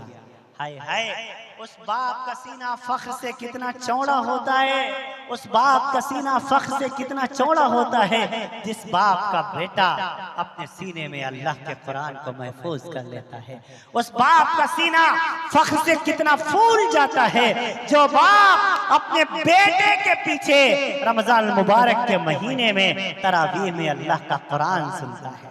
उस वक्त हमारे दिल में भी आता है, काश काश इस मुसल्ले पर मेरा बेटा होता। उस वक्त हमारे दिल में भी आता है ना, काश मेरा बेटा इमाम होता, महीना रमजान का होता, जो उसकी जुबान होती, कुरान की तिलावत होती, वो सुनाता चला जाता, मैं सुनता चला जाता। रमजान आ रहा है, इरादा करो इंशाअल्लाह मुकम्मल रोजे रखेंगे इंशाअल्लाह। इरादा करो इंशाअल्लाह मुकम्मल तरावियां पढ़ेंगे, पढ़ोगे इंशाअल्लाह? कितने लोग इरादा करते हैं पढ़ेंगे? माशाअल्लाह, सारे लोग पढ़ेंगे इंशाअल्लाह। तरावी के एक सजदे पर 1500 नेकियों का वादा है। कितनी नेकी मैंने बताई? 1500 नेकियां, 1500। तरावी कितनी रकत होती है? 20 रकत, 20 रकत। और एक रकत में सजदे कितने हैं? 2 सजदे हैं। तो 20 दूना 40, 40 सजदे हो गए ना। अब 40 को 15 से ज़रब दे दीजिए, 60,000। फरमाया एक दिन की तरावीह पर अल्लाह ताला 60,000 नेकियां अता फरमाएगा इंशाअल्लाह। हाँ हाँ, खूब लूटो, जितना लूट सको, खूब सवाब कमाओ, कुरान करीम की तिलावत का मामूल बनाओ, खूब सुबहान अल्लाह पढ़ो, खूब अल्हम्दुलिल्लाह पढ़ो, खूब पूरे तौर पर इस्तग़फ़ार करो, खूब अल्लाह से मुनाजात करो। सहरी में थोड़ा पहले उठ जाओ, अल्लाह के सामने रो गिड़गिड़ाओ, अपने बिगड़े हुए मसाइल बनवाओ। हाँ हाँ, अगर कोई बीमारियों से परेशान है, रात को तहज्जुद के वक्त उठ जाए और उठ करके अल्लाह के सामने रोए गिड़गिड़ाए। मेरा रब फरमाता है, वइदा सालक इबादी अन्नी फइन्नी करीब उजीबु दावत दाई इज़ा दान फलयस्तजीबू ली वलियुमिनु बी लअल्लहुम यरशदून। ऐ मेरे बंदे, बड़े बंदे मुझसे सवाल करते हैं, मेरा रब तेरे करीब है या दूर है? आप कह दीजिए, वनहनु अक़रबु इलैहि मिन हब्लिल वरीद, तेरा रब तेरे रग से ज्यादा करीब है। मांग क्या मांगता है? मांग तो सही, झोली तो फैला, खजाने उलट दूंगा। अल्लाह क्या मांगू, किसके लिए मांगू? मेरा रब फरमाता है, ऐ मेरे बंदे अपने लिए मांग, अपने घर वालों के लिए मांग, अपनी औलाद के लिए मांग, अपने माँ बाप के लिए मांग, मुसलमानों के लिए मांग, अपनी बीवी के लिए मांग, अपने बच्चों के लिए मांग, सारे आलम के लिए मांग। तेरे रब के पास कोई कमी नहीं है, तू मांगता चला जा, तेरा रब देता चला जाएगा। हाँ हाँ, ऐ लोगों, अल्लाह से मांगना सीखो, रब खूब अता करने वाला है। तुम पुकारो तो सही, रब तुम्हारी पुकार को सुनने वाला है। बिगड़े हुए मसाइल को बनवाना है, अल्लाह की अदालत में आओ। खजानों के मालिक बनना चाहते हो, अल्लाह की अदालत में आओ। उलमा से अपने आप को करीब करो, जोड़ो, नेक लोगों की खिदमत करो, नेक लोगों की खिदमत करो, नेक लोगों के करीब आओ। मेरे नबी सल्लल्लाहु अलैहि वसल्लम ने फरमाया, दुनिया में जो जिससे मोहब्बत करेगा, दुनिया में जो जिससे मोहब्बत करेगा, अल्लाह मैदान महशर में उसी के साथ उसको उसका हश्र फरमाएगा। अगर आलिम से मोहब्बत करोगे, मैदान महशर में उलमा के साथ रहोगे। हाफिज से मोहब्बत करोगे, हाफिज के साथ रहोगे। कारी से मोहब्बत करोगे, कारियों के साथ रहोगे। मुफ्ती से मोहब्बत करोगे, मुफ्तियों के साथ रहोगे। और दुनियादारों से मोहब्बत करोगे तो खूब याद रखो, दुनियादारों के साथ रहोगे। उलमा से मोहब्बत करो, इंशाअल्लाह नेक लोगों से मोहब्बत करो, बिगड़े हुए मसाइल हल हो जाएंगे। मालिक बिन दीनार को, यहया बरमखी एक बादशाह था, मालिक बिन दीनार को हर महीने 1000 अशरफियाँ दिया करता था, 1000 रुपए दिया करता था बगैर कुछ किए हुए। तो जब मालिक बिन दीनार रहमतुल्लाह अलैह को 1000 अशरफियाँ देता तो मालिक बिन दीनार जैसा वली, अल्लाह का वली, तहज्जुद के वक्त उठ करके दुआ मांगता, आय अल्लाह यहया बरमखी बादशाह ने दुनिया में मेरी मदद फरमाई है, अल्लाह कब्र में तो इसकी हिफाजत फरमा लीजिए, अल्लाह कब्र के सवालों का जवाब देने की तौफीक नसीब फरमा दीजिए, अल्लाह मैदान महशर में इसके लिए जन्नत में हसीन घर बना दीजिए। आए करीम अल्लाह, जैसे दुनिया में यहया बरमखी ने मेरी किफालत की है, मैदान महशर में तो इसकी मदद फरमा दीजिए। जब यहया बरमखी का इंतकाल हुआ, किसी ने ख्वाब में देखा जन्नत के बाला खानों में टहल रहा है, पूछा क्या बनी? यहया कहने लगा क्या बताऊं, सारी सल्तनत को आग लग गई, दुनिया में कुछ काम नहीं आया, जो मैं 1000 मालिक बिन दीनार को दिया करता था, उसके बाद वो मेरे लिए दुआ किया करता था, उसकी दुआओं के तुफैल अल्लाह ताला ने मेरी बख्शो मगफिरत का फैसला फरमा दिया। सुभान अल्लाह।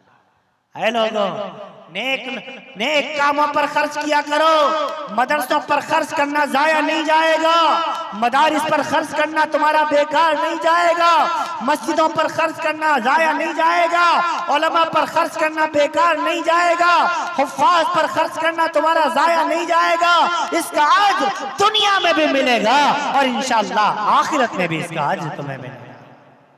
अपने मदरसों को महफूज करो, अपने मदरसों को मजबूत करो, हर एतबार से अपने उलमा का साथ दो, हर एतबार से अपने बच्चों को तालीम के मैदान में आगे लेकर के आओ, अपने बच्चों को दीनी माहौल में आगे लेकर के आओ। आगे आने वाला वक्त बड़ा खतरनाक है। आज नौजवानों के दिलों में माँ की मोहब्बत नहीं है, बाप की अजमत नहीं है, बहनों का प्यार नहीं है, हाँ भाई के लिए शफकत नहीं है, इंसानों के लिए हमदर्दी नहीं है।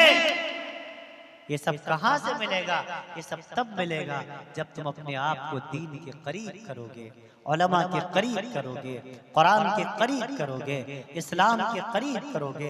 कितनी माएँ हैं जिनके फोन मेरे पास आते हैं और फोन करके कहा करती है, आप मेरे बेटों को समझा दीजिए कि वो मुझसे झगड़ा ना किया करे, वो मुझे तंग न किया करे। अभी चंद रोज पहले मेरे पास एक माँ का फोन आया, रोते रोते कहने लगी, हजरत जी मेरे 2 बेटे हैं, आप मेरे बेटे को समझा दीजिए। मेरे बेटों ने मुझ मियाँ बीवी को यानी मुझ शौहर और बीवी को बांट रखा है। एक बेटा कहता है अम्मा 1 साल मेरे पास रहेगी, दूसरा कहता है अब्बा 1 साल मेरे पास रहेगा। हजरत जी आप मेरे बेटों से कह दीजिए, हाँ वो हम दोनों को 1 रोटी दे दिया करें, 1 रोटी दे दे, हम आधी आधी खा लिया करेंगे, लेकिन ये हमें बुढ़ापे में एक दूसरे से अलग न करें, एक दूसरे से जुदा न करें। अजीजों, ये माएँ बड़ी अजीब होती हैं। इन माओं की दुआएं लिया करो, इन माओं की खबरगिरी किया करो, इन माओं के साथ मोहब्बत के साथ पेश आया करो, इन माओं को तंग ना किया करो। हाँ माँ अजीम, अल्लाह की अजीम दौलत है, माँ अल्लाह की बहुत बड़ी नेमत है।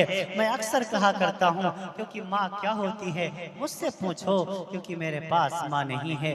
बाप क्या होता है मैं आपको बताऊंगा, क्योंकि मेरे पास बाप भी नहीं है। मैं अपने वालिद को तो 10 साल पहले ही खो चुका था, मैं 1-1.5 साल पहले अपनी माँ को भी खो चुका हूँ। अब मेरे पास ना माँ है ना मेरे पास बाप है। नौजवानों, ये माँ बाप दोबारा वापस नहीं मिला करते।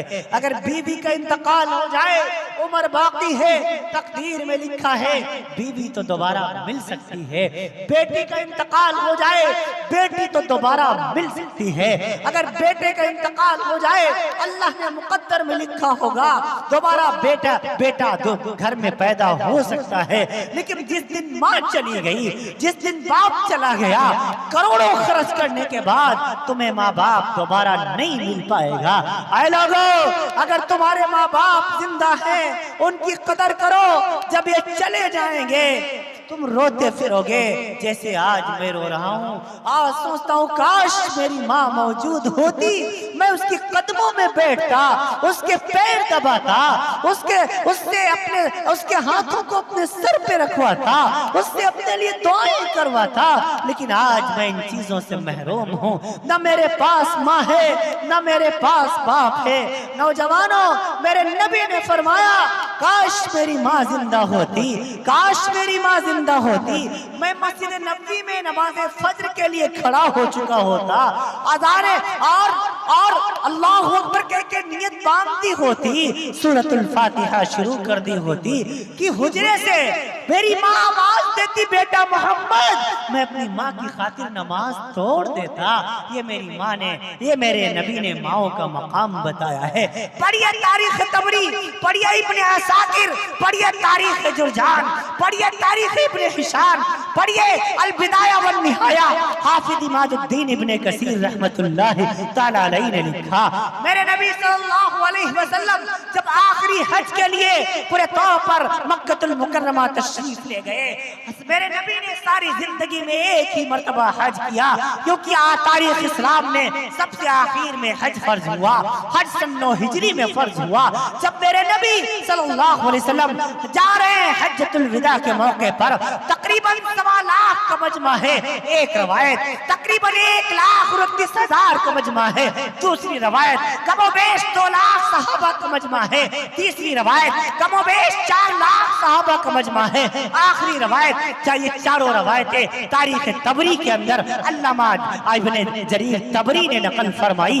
मेरे नबी सल्लल्लाहु अलैहि वसल्लम के पीछे सहाबा है। जब अबवा पहाड़ी आई, अभी रब्बुल जलाल ने पिछले साल की 29 तारीख को अबवा पहाड़ी की जियारत नसीब फरमाई। इन इस गुनहगार आंखों को अबवा पहाड़ी दिखाई। हरमैन के सफर पे मैं था, अबवा पहाड़ी पर मैं खड़ा हुआ हूँ और मैं आज से 1473 साल पहले पीछे झांकने की कोशिश कर रहा हूँ कि आज से 1473 साल पहले एक 6 साल का मासूम सा बेटा, दुनिया जिसको मोहम्मद अरबी कहती है, वो खड़ा हुआ है। उसके सामने उसकी 22 साल की माँ, लिखा अल्लामा जलालुद्दीन अब्दुल रहमान अस्सयूती ने, जिस वक्त सैयदा आमना खातून का इंतकाल हुआ उनकी उम्र 22 साल थी। हज़रत अनस की रवायत से पता ही चलता है उनकी उम्र उस वक्त 23 साल थी। 22-23 साल की उम्र होती है, हमारी बहनों की शादियां नहीं होती। फरमाया अम्मा हज़रत आमना खातून रज़ी अल्लाह तआला अन्हा का इंतकाल हो रहा है, नबी की माँ दुनिया से रुखसत हो रही है। 6 साल का मासूम सा बेटा मोहम्मद अपने नबी के अपनी माँ का चेहरा देख रहा है और साथ में कोई मर्द नहीं है, बस उम्मे अमन एक औरत साथ है। क्या कहा होगा आमना ने अपने बेटे से, क्या महसूस किया होगा? मेरे नबी ने पूरे तौर पर उस वक्त मुझे तारीख के किसी अवराक में नहीं मिला। क्या हो गया था हत्या आमना को, क्या बीमारी हुई थी? मैंने बड़ी तारीख खंगाली, लेकिन मुझे किसी तारीख की किताब में उस बीमारी का पता नहीं चला। सिर्फ अल बिदाया वन निहाया में इमादुद्दीन इब्ने कसीर ने इतना लिखा है कि आमना खातून से बोला नहीं जाता था, बोलना चाहती थी लेकिन आवाज नहीं निकल पाते थे। तब मैंने अंदाजा ये लगाया शायद हार्ट अटैक हुआ होगा, क्योंकि हकीम वली सीना ने लिखा, अल्लामा ज़करिया राज़ी ने लिखा, जब बंदे को दिल का दौरा पड़ता है, जब अटैक पड़ता है तो बोला नहीं जाता, आवाज नहीं निकलती। यहाँ मैंने जब मैंने अल बिदाया जब पढ़ी तो उसके अंदर यही नजर आया, आमना कुछ कहना चाहती है, बोलना चाहती है, आवाज नहीं निकल रही। तब मैंने अंदाजा लगा शायद मेरे नबी की माँ को अटैक हुआ होगा। यह सिर्फ मेरा वहम है, कयास है, सिर्फ मेरा गुमान है, सिर्फ अंदाजा है, मैंने किसी किताब में पढ़ा नहीं है। बहरहाल मैं अर्ज कर दूं, सारी की सारी ताकत इकट्ठा की, जब दिया बुझने को हुआ और अपने बेटे 6 साल के मोहम्मद को अपने करीब किया और चंद जुमले कहे। इन जुमलों को तारीख बगदाद ने नकल फरमा दिया, पूरे तौर पर जिसको तारीख दमिश्क भी कहा जाता है। मेरे नबी की माँ कहने लगी, अरे बेटा मोहम्मद, शायद अब दुनिया दुनिया से रुखसती का वक्त आ चुका है, शायद अब मैं दुनिया से जाने वाली हूँ। आए मेरे बेटे तू गम न करना, परेशान न होना, तोफो बिही मशारिकल अर्दी व मगारिबहा, मेरी आंखें देख रही हैं अनकरीब मशरिक में और मगरिब में तेरे नाम का डंका बजेगा। आए मेरे बेटे, मेरे दुनिया से जाने के बाद बेशक तू अकेला हो जाएगा, बेशक तू तन्हा हो जाएगा, क्योंकि तेरे वालिद तो पहले ही दुनिया से जा चुके हैं। लेकिन गम न करना, परेशान न होना, ये चंद जुमले कह के नबी की माँ हमेशा के लिए दुनिया से रुखसत हो जाती है। हाँ हाँ, क्या गुजरी होगी वक्त के नबी जो उस वक्त उम्र फकत 6 साल की है, क्या दिल पर कैफियत तारी हुई होगी, इसको सिर्फ महसूस किया जा सकता है, अल्फाज में बयान नहीं किया जा सकता। हाँ हाँ, अब आगे की सुनो, किसने कब्र खोदी, किसने अब वह पहाड़ी पर आमना खातून रज़ी अल्लाह तआला अन्हा को दफन किया, मुझे तारीख के अवराक में नहीं मिला, कहीं पता नहीं, कहीं कोई सबूत मुझे नजर नहीं आया। फिर मैंने अंदाजा लगाया, कयास लगाया, क्योंकि अबवा बस्ती वहां से तकरीबन 3 किलोमीटर की दूरी पर है, क्योंकि जाकर के मैंने देखा है आज भी वहां जब कोई नामो निशान आदमजाद का नहीं, तो आज से पौने 1500 साल पहले वहां कौन रहता होगा। मैंने अंदाजा लगाया शायद कोई राहगीर निकला होगा, मुसाफिर निकला होगा, उम्मे मन ने कहा होगा, उसके लिए कब्र खोदी गई होगी, आमना के लिए कब्र बनाई गई होगी, या तो अल्लाह ताला ने जिब्रील फरिश्ते के जरिए से मेरे नबी सल्लल्लाहु अलैहि वसल्लम की माँ को दफन करवा दिया होगा। वल्लाहु आलम, अल्लाह ही बेहतर जानता है, ये सिर्फ मेरा वहम है, कयास है, गुमान है। आगे की सुनो, हज़रत उम्मे मन फरमाती है मुझे क़दाए हाजत पेश आई, मैं नीचे को चली गई, जब वापस आई तो क्या देखती हूँ, मुझे मेरा बेटा मोहम्मद नजर नहीं आ रहा, मुझको मेरा बेटा नजर नहीं आ रहा। मैं तलाश करती हुई जब ऊपर आई हूँ तो क्या देखा, वो 6 साल का मासूम सा मोहम्मद, 6 साल का मासूम सा बच्चा अपनी अम्मा की कब्र से यूं चिमटा हुआ है और रो रहा है और कह रहा है, आए मेरी अम्मा, तुम जानती थी तुम्हारे सिवा मेरा दुनिया में कोई नहीं है।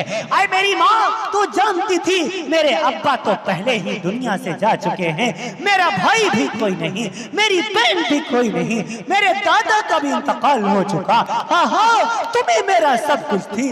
अम्मी जान, मक्के की गलियों में मैं खेलता था, मेरे कपड़े मैले हो जाते थे, आप ही मेरे कपड़े साफ किया करती थी। अम्मी जान, मक्के की गलियों में मैं गिरता था, आप ही मुझे सवारा करती थी। अम्मी जान, आप मुझे छोड़ के चली गई हैं, अब बताओ तो सही मैं किसके सहारे पर जिंदा रहूंगा।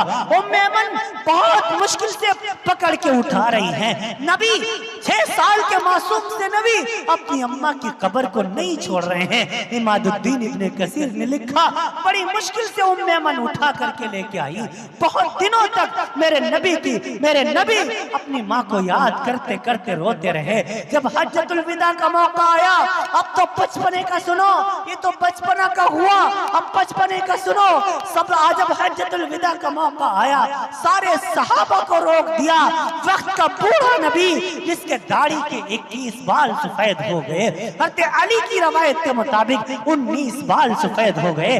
तने तनहा वक्त का बूढ़ा नबी गया है वो पहाड़ी पर, और 55 साल के बाद अपनी माँ की कब्र पर बैठ के एक मासूम से बच्चे की तरह अपने घुटनों पर सर रखकर तड़प तड़प के रोया है।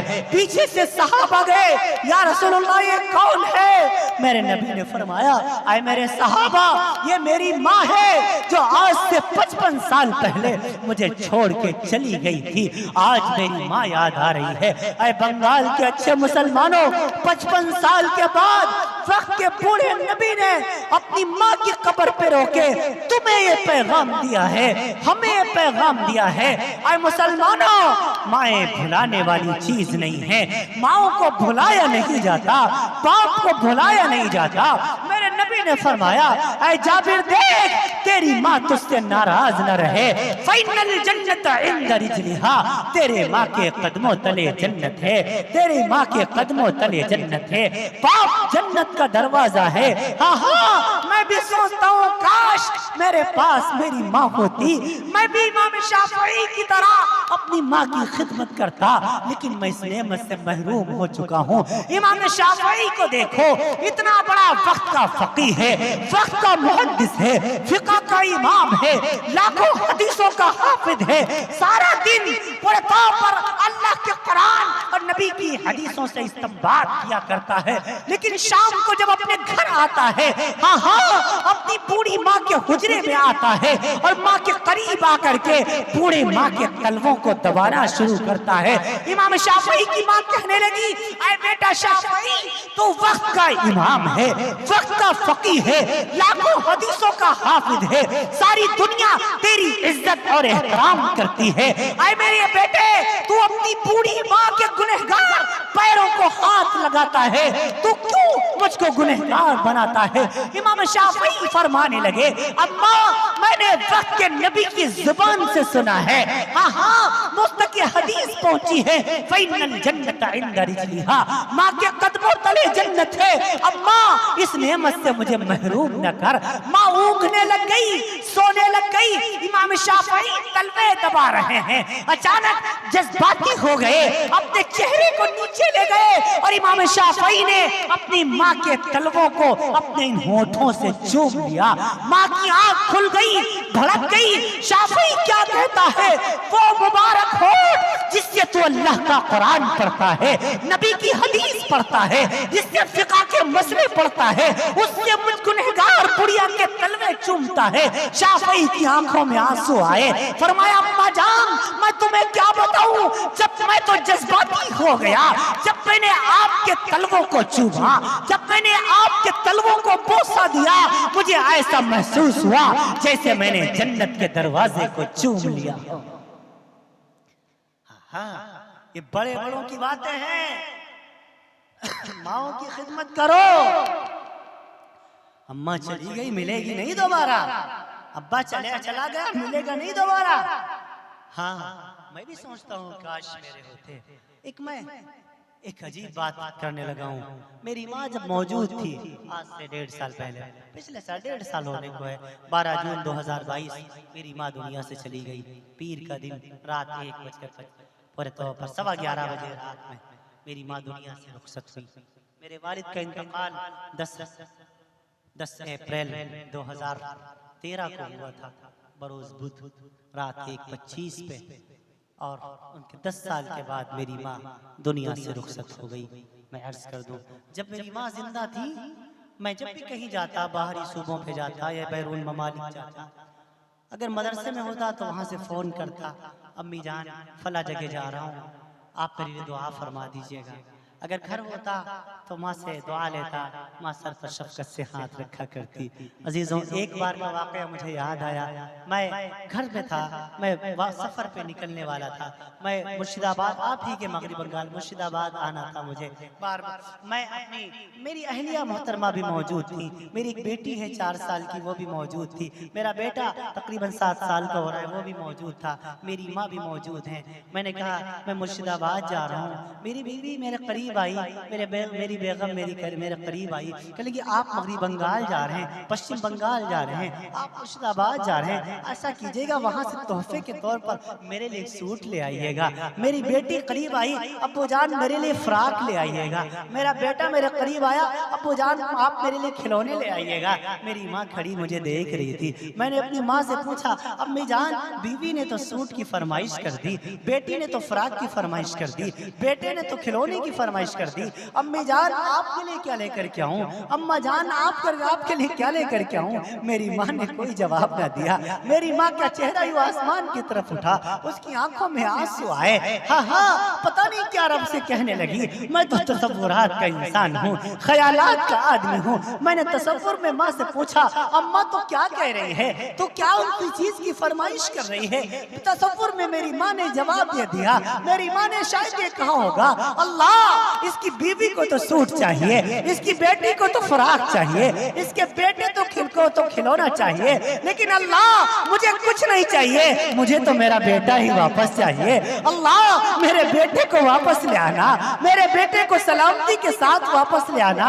मेरी माँ मेरे करीब आई, सीने से लगाया, सर पर शफकत से हाथ रखा, कहने लगा बेटा अल्लाह तुझको खुश रखे, अल्लाह तुझको सलामत रखे, सफर की मुश्किलें आसान फरमाए, तुझे सलामती के साथ घर ले आए।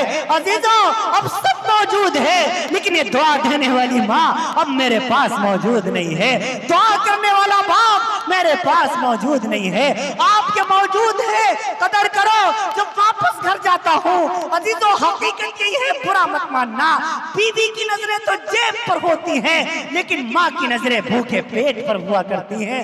बेटे ने कितने दिनों से कुछ न खाया होगा, कितने घंटों से बेटा भूखा रहा होगा, ट्रेन पर सफर किया, प्लेन पर सफर किया, पता नहीं मेरे बेटा कितने घंटों से जाग रहा होगा। इन चीजों को सिर्फ माँ महसूस कर सकती है, बीवी महसूस नहीं कर सकती। आए लोगों, अपनी माँ की खिदमत करो, अपनी माँ की खिदमत करो। सर्व तीर्थमय माता, सर्वदेवमय पिता, मातरम पितरम तस्मात् सर्वत्रेन पूजे।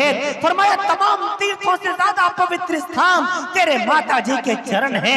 माँ बड़ी सिसक रही है, बेटा वृंदावन जा रहा है, काशी जा रहा है, मथुरा जा रहा है, हज बैतुल्लाह जा रहा है। सोचता ये है ईश्वर खुश हो जाएगा, सोचता ये है अल्लाह राजी हो जाएगा, सोचता ये है भगवान माफ फरमा देगा।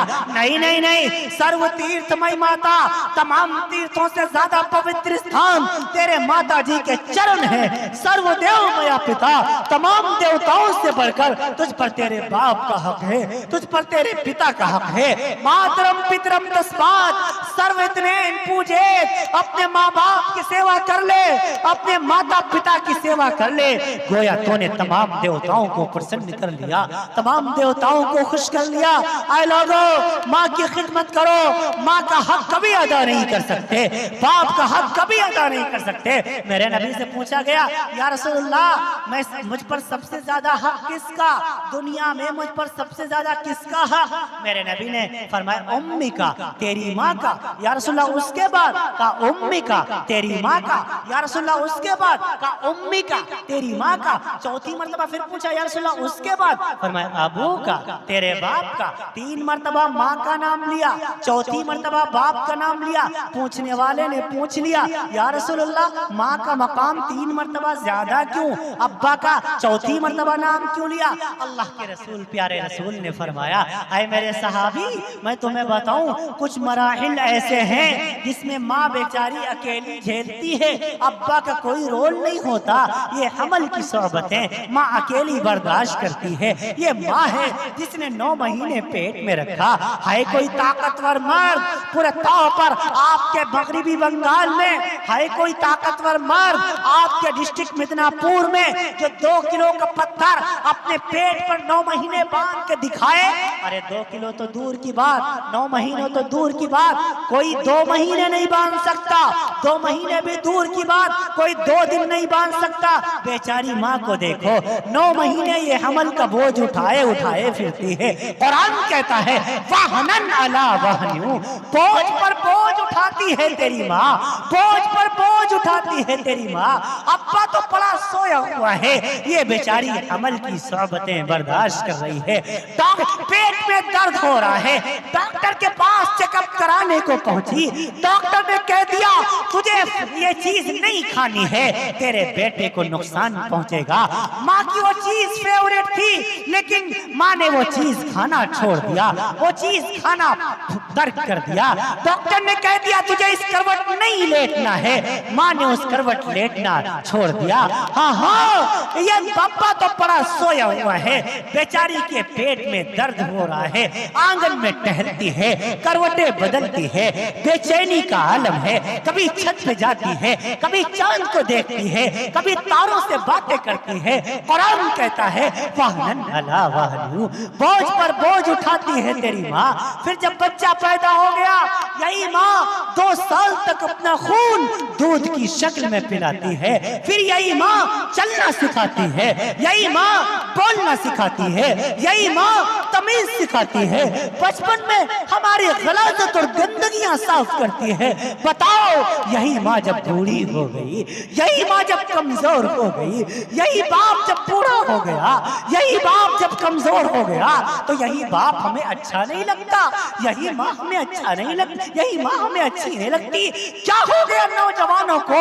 नौजवानों, याद रखना, अगर आज तुमने अपने माँ बाप की खिदमत नहीं की, अगर आज तुमने अपने माता पिता की सेवा नहीं की, तो कल को तुम भी बाप बनने वाले हो, तुम्हारी औलाद भी जवान होने वाली है, फिर तुम्हारी औलाद भी तुम्हारे साथ वही सलूक करेगी जो तुम अपने माता पिता के साथ किया करते हो। वालिदैन के साथ अच्छा सलूक करो। मेरे नबी से पूछा गया, या रसूलुल्लाह क़यामत कब आएगी? फरमाया, अल्लाह ही जानता है कब आएगी। या रसूलुल्लाह कुछ निशानियां बता दीजिए। फरमाया, हाँ निशानी बताता हूँ। अब हुरैरा, निशानी नोट करो, निशानी नोट करो। क्या निशानी है? निशानियां ये हैं, इज़ा तुख़िदल फ़ैज़ु वला वल अमानत मग़नमा वज़ ज़कात मग़रमा व तुअल्लिम लिग़ैरि दीन व अताअ रजुल इम्राअतहु व अक़्क़ा उम्मुहु व अदना सदीक़ुहु व अक़्सा अबाहु व ज़हरतिल अस्वातु फ़िल मसाजिद व सादल क़बीलत फ़ासिक़ुहुम व कान ज़ईमल क़ौमि यरजुलहुम व अक्रिमुर रजुल मख़ाफ़त शर्रिहि व ज़हरतिल क़ैनात वल मआदिफ़ व शुरिबतिल ख़ुमूर व लाना आख़िरु हादिहिल उम्मति अव्वलहा। रवाहु तिर्मिज़ी। मेरे नबी ने फरमाया, अबू हुरैरा, निशानियों में से एक निशानी ये है, जब क़यामत करीब आएगी, लोग इतने बदतमीज हो जाएंगे, एक तरफ जनाजा जा रहा होगा, दूसरे तरफ गाने की आवाज आ रही होगी। अबू हुरैरा, जब क़यामत करीब आएगी, वल अमानत मग़नमा व ज़कात मग़रमा, लोग अमानत में खयानत करने लगेंगे, ज़कात को टैक्स और तावान समझने लगेंगे। व तुअल्लिम लिग़ैरि दीन व नुअल्लिम, एक रवायत में है, व नुअल्लिम लिग़ैरि दीन, लोग दीन का इल्म दुनिया के लिए हासिल करेंगे। और क्या होगा? व अताअ रजुल इम्राअतहु, शौहर अपनी बीवी के तलवे चाटेगा, शौहर अपनी बीवी के गुल की गुलामी करेगा। व अक़्क़ा उम्मुहु, अपनी माओ को धक्के देगा। अक़्क़ा, अक़्क़ा, यह अरबी जुबान का बड़ा सख्त लफ्ज है, इसका तर्जमा किसी और जुबान में किया ही नहीं जा सकता। यह अरबी ही की फसाहत है, यह अरबी ही की बलागत है, यह अरबी जुबान का सही तर्जमा अरबी ही में किया जाता है। हाँ, किया जा सकता है। दुनिया की और कोई जुबान वो मफहूम अदा नहीं कर सकती जिससे अक़्क़ा का मफहूम अदा हो जाए। अक़्क़ा, ये बड़ा सख्त लफ्ज है, जो अरबी की फसाहत और बलागत से वाकिफ है वो जानते हैं। अक़्क़ा किसे कहते हैं? मैं एक मिसाल समझाया करता हूँ कि पहले आपने मुझ पर बड़ा एहसान किया, जब मुझे आपके एहसान की जरूरत थी, आपने हर एतबार से मेरा साथ दिया, लेकिन जब आपको मेरे साथ की जरूरत पड़ी तो मैं आपको पीठ दिखा दूं, आपको आंख दिखा दूं, आपके कोई काम ना हो। अरबी जुबान में इसको अक़्क़ा कहा जाता है। रब्बुल जलाल के महबूब ने ये अक़्क़ा लफ्ज माँ के लिए इस्तेमाल फरमाया। फरमाया अक़्क़ा उम्मुहु, जब क़यामत करीब आएगा तो माओ को धक्के दिया जाएगा। माँ बचपन में नौकरानी बन के हमारा साथ देती ही कि नहीं देती है? माएँ हमारी गंदगियाँ साफ करती हैं, माएँ हमको पूरे तौर पर संभालती हैं, माएँ बोलना सिखाती हैं। लेकिन वही माँ जब बूढ़ी हो गई, वही माँ जब कमजोर हो गई, वही माँ जब पूरे तौर पर जब इस काबिल थी कि अब उसका सहारा बना जाए, अब उसका साथ दिया जाए, अब उसकी खिदमत की जाए, तो बेटा उसको आंख दिखा दे। अरबी में इसको अक़्क़ा कहते हैं। मेरा नबी कहता है, अवाता रजुल इम्राअतहु, शौहर बेटा अपनी बीवियों के तो तलवे चाटेगा, बीवियों का कहना मानेगा। वह अक़्क़ा उम्मुहु, अपनी माओ को धक्के देगा, अपनी माओ को घर से बाहर निकालेगा। वह अदना सदीक़ुहु, बेटा अपने दोस्तों को गले से लगाएगा, उनके साथ बैठकर पार्टियां करेगा। वह अक़्क़ा अबाहु, अपने बाप को धक्के देगा। वह ज़हरतिल अस्वातु फ़िल मसाजिद, और क्या होगा? मस्जिदों में शोर शराबा होगा, मस्जिदों के मिंबर भी लड़ाई और झगड़े का घर बन जाएंगे। इन मिंबरों पर जाहिलों का कब्जा हो जाएगा, क्योंकि उलमा खत्म हो चुके होंगे, हुफ़्फ़ाज़ खत्म हो चुके होंगे, क़ारी खत्म हो चुके होंगे, मुफ्ती खत्म हो चुके होंगे। वज़ारतिल अस्वात फ़िल मसाजिद, इन मस्जिदों से फसाद की बात की जाएगी, इन मस्जिदों से झगड़ों की बात की जाएगी, इन मस्जिदों से लड़ाई और की बात की जाएगी। हाँ हाँ, लोग उलमा को इग्नोर कर देंगे और क्या होगा? फसादल कबीलता फासिकुहुम, कौम का सबसे बदतर इंसान कौम का सरदार बन जाएगा। फकाना ज़ईमल कौमी अर्जुलहुम, और क्या होगा? हुकूमत नाहिलों के पास चली जाएगी। और क्या होगा? लोग एक दूसरे की शर से बचने के लिए उनकी ताज़ीम करेंगे। और क्या होगा? वज़ारतिल क़ैनात वल मआदिफ, गाने बजाने वालियां आम हो जाएंगी, हर तरफ गानों की आवाजें आएंगी, हत्ता कि मस्जिदों से भी गाने की आवाजें आना शुरू हो जाएंगी। और क्या होगा? वशुरिबतिल खुमूर, लोग शराब आमतौर से पिएंगे। इमाम ज़रकशी ने लिखा, मुल्ला अली कारी ने लिखा, लोग शराब को बदल कर पीना शुरू कर देंगे, शराब का नाम बदल कर पीने लगेंगे। क्या आज शराब को बियर नहीं कर दिया गया? क्या आज शराब को विस्की नहीं कर दिया गया? किस मुफ्ती ने फतवा दिया कि शराब का पीना बियर का पीना दुरुस्त है? किस कमबख्त मुफ्ती ने फतवा दिया कि विस्की का पीना दुरुस्त है? फरमाए नहीं, जैसे शराब का पीना हराम है ऐसे विस्की का पीना भी हराम है, और ऐसे ही बियर का पीना भी हराम है। शरीयत में तमाम वो नशे हराम करार दिए गए जिससे बंदा होश हवास खो बैठे, अम्मा अम्मा याद न रहे, अब्बा अब्बा याद न रहे, बीवी बीवी याद न रहे, बेटे बेटी बेटी याद न रहे। तमाम वो नशे हमारी शरीयत में हराम करार दिए गए। फरमाया शराब पीने वाला अल्लाह के यहाँ पाक शराब से महरूम कर दिया जाएगा, जिसके बारे में रब ने फरमाया है, इन्नमल खमरु वल मैसिर वल अंसाब वल अज़लाम, तुम शराब के करीब न जाओ, जुए के करीब न जाओ, हराम के करीब न जाओ, रिश्वत के करीब न जाओ, झूठ के करीब न जाओ। ये रब्बे दुल जलाल का ऐलान है, ये रब्बे दुल जलाल का फरमान है। आए लोगो, शराबी का चेहरा कब्र में किबले की तरफ से फेर दिया जाता है। आए लोगो, शराबी का चेहरा कब्र के अंदर काला पड़ जाया करता है। आए लोगो, शराब का आदी, शराब पीने वाला, बगैर तौबा के दुनिया से जाने वाला अल्लाह के दीदार से महरूम कर दिया जाएगा, जन्नत की पाक शराब से महरूम कर दिया जाएगा। मत इस शराब को हाथ लगाओ, अल्लाह ने तुम्हारे लिए पाक शराब तैयार कर रखी है। तस्नीम की शराब है, जंजबील की शराब है, सलसबील की शराब है, हाँ हाँ तुम्हारे लिए मईन की शराब है, तुम्हारे लिए अल्लाह ने तहूर की शराब रखी है। अल्लाह खुद पिलाएगा, जन्नत तुम्हारा इंतजार कर रही है। आए लोगो, तमाम गुनाहों को छोड़ो, माँ बाप की खिदमत करो, वालिदैन की खिदमत करो। मेरे नबी ने फरमाया, वशुरिबतिल खुमूर, दौर करीब क़यामत का जब आएगा, लोग शराब का नाम बदल के पीने लगेंगे। और क्या होगा? वलाना आखिरु हादिहिल उम्मती अव्वलहा, इस दौर के लोग अपने बुजुर्गों को गालियां देने लगेंगे, अपने बड़ों को गालियां देने लगेंगे। अबू हुरैरा, जब ऐसा दौर करीब आ जाए फिर तुम इंतजार करना ज़लज़लों का, आंधियों का, लोगों का जमीन में धंसाए जाने का। हाँ हाँ, फिर अल्लाह की तरफ से पकड़ आएगी, फिर क़यामत करीब आएगी। फिर क्या होगा? इधर समाउन शक्कत, अल्लाह फाड़ डालेगा आसमान, फइदल नुजूमुन कदरत, सितारे बेनूर होकर के जमीन पर गिर पड़ेंगे। और क्या होगा? फइदल जिबाल सुज्जिरत, ये 29,038 फुट ऊंचा हिमालय पहाड़ ये भी धुनी हुई रुई की तरह हवा में उड़ जाएगा।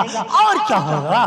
फइदल इशार वक्तिलत, ये तकरीबन 11 किलोमीटर गहरा समंदर भी कयामत की हौलनाकियों से पूरे तौर पर सूख जाएगा, खुश्क हो जाएगा। कुल्लु मन अलैहा फान, सारी कायनात फना हो जाएगी। वयबका वजहु रब्बिका जुल जलाली वल इकराम, सिर्फ एक रब की जात बाकी रहेगी। कुल्ल शैइन हालिक इल्ला वजहा, सिर्फ एक रब की जात बाकी रहेगी, सारी कायनात फना हो जाएगी। आए लोगों, वो वक्त आने से पहले तौबा करो, रमजान आ रहा है, तौबा करो, रमजान आ रहा है, चोर चोरी से तौबा कर ले। रमजान का इस्तकबाल क्या है? रमजान आ रहा है, हाँ हाँ, नमाज का छोड़ने वाला नमाज का पाबंद बन जाए, वो इरादा ये करे जो छूटी है उन्हीं भी दोबारा पढ़ूंगा। रिश्वत के बाजार गर्म करने वाला रिश्वत से तौबा कर ले, चोरी करने वाला चोरी से तौबा कर ले। हाँ हाँ, हराम का माल कमाने वाला हराम के माल से तौबा कर ले। मेरे नबी ने फरमाया हराम माल से पला बढ़ा जिस जन्नत तो दूर की बात, जन्नत की खुशबू भी नहीं पाएगा। खुद भी हलाल खाओ, अपनी औलादों को हलाल खिलाओ। जब तुम हलाल खाओगे, हाँ हाँ, इबादतों में तुम्हें मजा आएगा, नमाजों में मजा आएगा, उलमा से मोहब्बत बढ़ेगी, नबी के दीन से मोहब्बत बढ़ेगी, कुरान से मोहब्बत बढ़ेगी, इस्लाम की अजमत दिल में बैठेगी। अगर हराम खाओगे, अल्लाह की कसम तुम्हें उलमा से नफरत नजर आएगी, इस्लाम तुम्हारे दिल में घर न करेगा। हाँ हाँ, हलाल रोजी का तलाश करना फर्ज है। मेरे नबी ने फरमाया तलबु कस्बिल हलाली फरीदा व बादल फरीदा, फर्ज नमाज पढ़ने के बाद, फर्ज नमाज पढ़ने के बाद हलाल रोजी का तलाश करना ये मुसलमान के जिम्मे फर्ज है। आए लोगों, रोजी को हलाल करो, अपने बच्चों को हलाल खिलाओ, अपनी बीवियों को हलाल खिलाओ। खुद हाँ चटनी रोटी खा लो लेकिन हलाल खाया करो। माँ बाप की खिदमत करो, माओ को तंग न किया करो। मैं अपनी बहनों से कहूंगा, अपनी बेटियों से कहूंगा, अभी ईद आ रहा है, अपने नौजवानों से कहूंगा, आए नौजवानों, ईद का मौका है, आप अपनी बीवी को जहां शॉपिंग कराने के लिए लेके जाते हो, वहीं पूरी माँ को भी शॉपिंग कराने लेके जाना, बाइक में बिठा के, कार में बिठा के, और कहना अम्मा जान, हाँ हाँ अम्मा जान, अब्बू जान, अम्मी जान। जब मैं बचपन में छोटा था, ईद का मौका आता था, आप इसी शॉपिंग सेंटर पर मुझे लाया करती थी, आप इसी मॉल में मुझे लाया करती थी। अम्मी जान उस वक्त पसंद मेरी होती थी, पैसे आपके होते थे। अब्बू जान अब आपका बेटा बड़ा हो गया है, अब आपका बेटा कमाने लगा है। अब्बू जान ईद का मौका है, हाँ हाँ, आप अपने पसंद का कुर्ता खरीद लीजिए, अपने पसंद की चप्पलें खरीद लीजिए, अपने पसंद की टोपी खरीद लीजिए। अम्मी जान हमें पता है जब ईद का मौका आता था, आप अपने कपड़े नहीं खरीदते थे, आप मुझको खरीद के दिया करती थी कि बच्चे की ईद हो जाए, बेटे की ईद हो जाए, बिटिया की ईद हो जाए। अब्बू जान, अम्मी जान, अब हमारा पूरे तौर पर हम बड़े हो चुके हैं। अम्मी जान अब पूरे तौर पर हमारा हम इस काबिल हो चुके हैं कि हम आपको खरीद के दें। अम्मी जान अपनी मर्जी का कपड़ा खरीद लीजिए, अपनी मर्जी की चप्पलें खरीद लीजिए, अपनी मर्जी का दुपट्टा खरीद लीजिए, अपनी मर्जी का सूट खरीद लीजिए। आए मेरी बहनों, हफ्ते में एक दिन अपनी सास के पास आया करो, अपने शौहर की वालिद के पास, वालिदा के पास आया करो और आकर के कहा करो अम्मी जान, खाला जान, जो कुछ भी आप अपने यहाँ जिस अलकाब से अपनी सासू माँ को पुकारती हो, कहा करो अम्मी जान पिछले दिनों अभी इस घर में आपकी बेटी का मर्जी का घर में खाना बना, अभी पिछले दिनों आपके बेटी का मर्जी का खाना बना, अभी चंद दिन पहले मेरी मर्जी का घर में खाना बना, आज आपकी मर्जी का किचन में खाना बनेगा। आपको क्या खाने का दिल कर रहा है बताओ तो सही। आज आपकी बहू आपकी मर्जी का घर में खाना बनाएगी। अल्लाह की जात की कसम, अगर उम्मत की बहू ये तरीका अख्तियार करने लग जाए, फिर सास बहू के झगड़े खत्म हो जाएंगे। जिस दिन से उम्मत की बहू अपनी सास को माँ समझने लगेगी, उसी दिन से उम्मत की सास अपनी बहू को बेटी भी समझने लगेगी। ताली दोनों हाथों से बजती है। आए नौजवानों, अब आखिर में मैं आपसे बस रुखसत होने वाला हूँ, बस चंद जुमले कह के आपसे रुखसत होगा। वो ये है, एक बहन की फरियाद है, दुखियारी बहन की फरियाद है। उस बहन ने मुझे अपना भाई बनाया हुआ है और वो उसने मुझसे ये वादा लिया हुआ है कि आप मेरा पैगाम हिंदुस्तान में हर एक भाई तक पहुंचा देना। हजरत जी आप तो जलसों में जाया करते हो, आप तो मुल्क का सफर करते हो, हिंदुस्तान का चक्कर लगाते हो, आप मेरा पैगाम तमाम भाइयों तक पहुंचा देना ताकि किसी बहन की आंख में आंसू ना आए। वो बहन बहुत रोई थी, फोन आया, कहने लगी हजरत जी 4 महीने हो गए, मैं 3 भाइयों की, ये 4 भाइयों की इकलौती बहन हूँ। हाँ हाँ, अब्बा का इंतकाल हो गया, अब भाइयों ने मुझसे रिश्ता तोड़ लिया है। हाँ हाँ, जब भी फोन करती हूँ भैया फोन नहीं उठाते। आप मेरे भैया से फोन करके कह दीजिए कि मैं गरीब जरूर हूँ लेकिन अपने भाई भाई से कोई डिमांड ना करूंगी, हाँ हाँ अपने भाइयों से कुछ ना मांगूंगी। हजरत जी आप मेरे भाइयों से कह दीजिए बहना बहुत याद कर रही है। हजरत जी आप मेरे भैया से कह दीजिए वो उसकी याद बहुत आ रही है। महीनों हो गए भैया के आवाज इन कानों ने नहीं सुना। मैं उसे नहीं भूली, वो मुझे भूल गया है। जब भी मैं उसके लिए मुसल्ला बिछाती हूँ, जब भी मैं उसके लिए जब भी मैं मुसल्ला बिछाती हूँ, दुआ के लिए हाथ उठाती हूँ। अपने शौहर के लिए दुआ बाद में मांगती हूँ, अपनी औलाद के लिए दुआ बाद में मांगती हूँ, पहले दुआ अपने भैया के लिए मांगती हूँ। अल्लाह मेरे भैया को सलामत रखना, अल्लाह मेरे भाई को सलामत रखना। हजरत जी आप मेरे भाई से कह दीजिए वो फोन पर मुझसे बात कर ले। नौजवानों मैंने अभी तक आपसे कुछ नहीं मांगा है, अब हाथ जोड़कर एक रिक्वेस्ट करता हूँ, एक अपील करता हूँ। खुदारा अगर आप दिन में 10 मरतबा अपनी ससुराल फोन करो, मुझे कोई शिकवा नहीं है, लेकिन आप मुझसे वादा करो इंशाअल्लाह कम से कम हफ्ते में 1 मरतबा जरूर अपनी बहन की खैरियत मालूम करोगे। करते हो वादा इंशाअल्लाह? अपनी बहन कितने लोग इरादा करते हैं इंशाअल्लाह अपनी बहनों की खैरियत मालूम करेंगे? हाथ उठा के बताएं, सारे बताएं इंशाअल्लाह। इंशाअल्लाह अल्लाह आपके हाथों को कबूल फरमाए। अपनी बहन को जरूर फोन करेंगे, बाजी साहिबा, आपी जान, आपा जान, हाँ हाँ आप खैरियत से तो हैं, हाँ हाँ आप अपनी बहनों की खबरगिरी किया करो। कभी अभी ईद का मौका आ रहा है, आप अपनी बीवी को जहाँ आप सूट बनवा के देते हो, अपने बच्चों के कपड़े लाते हो, अपने कपड़े लाते हो, मैं आपसे कहूँगा आप अपनी बीवी को 10,000 का दिलाओ, मुझे कोई गिला नहीं है। आप एक 500 का जोड़ा अपनी बहना को भी दे दिया करो, अपनी बहन को भी हदिया कर दिया करो। अल्लाह की जात की कसम अगर आपका बहनोई आपकी बहन को 10,000 का सूट दिलाए, आपकी बहन महल्ले की औरतों को नहीं बताएगी, महल्ले की औरतों को नहीं दिखाएगी, आप 500 का लेके पहुंच जाएंगे, सारे महल्ले को दिखाती फिरेगी, देखो देखो मेरा भैया आया है, देखो देखो ये सूट मेरे मायके से आया है, ये सूट मेरा भैया लाया है। मेरी अम्मी नहीं है तो क्या हुआ, अब्बू नहीं है तो क्या हुआ, मेरा भैया मेरा बड़ा ख्याल करता है। कभी कभार पूरे तौर पर अपने नन्हे मुन्ने भांजों को पूरे तौर पर 100-200 के खिलौने गिफ्ट कर दिया करो। अल्लाह की जात की कसम आपके पीछे पीछे चलेंगे, देखो मेरा भैया मेरा मामा आया है, मेरे लिए खिलौने लाया है, मेरे लिए शूज लाया है, मेरे लिए कपड़े लाया है। कभी कभी बहन को लेने उसकी ससुराल पहुंच जाया करो। बहना बहुत दिन हो गए तू घर नहीं चली है, चलो कुछ दिन घर रह कर के आए। बहन आपके घर में आएगी, आपके घर की दाल सब्जी खाएगी। अल्लाह की जात की कसम अल्लाह आपके घर में बरकतों के अंबार लगा देगा।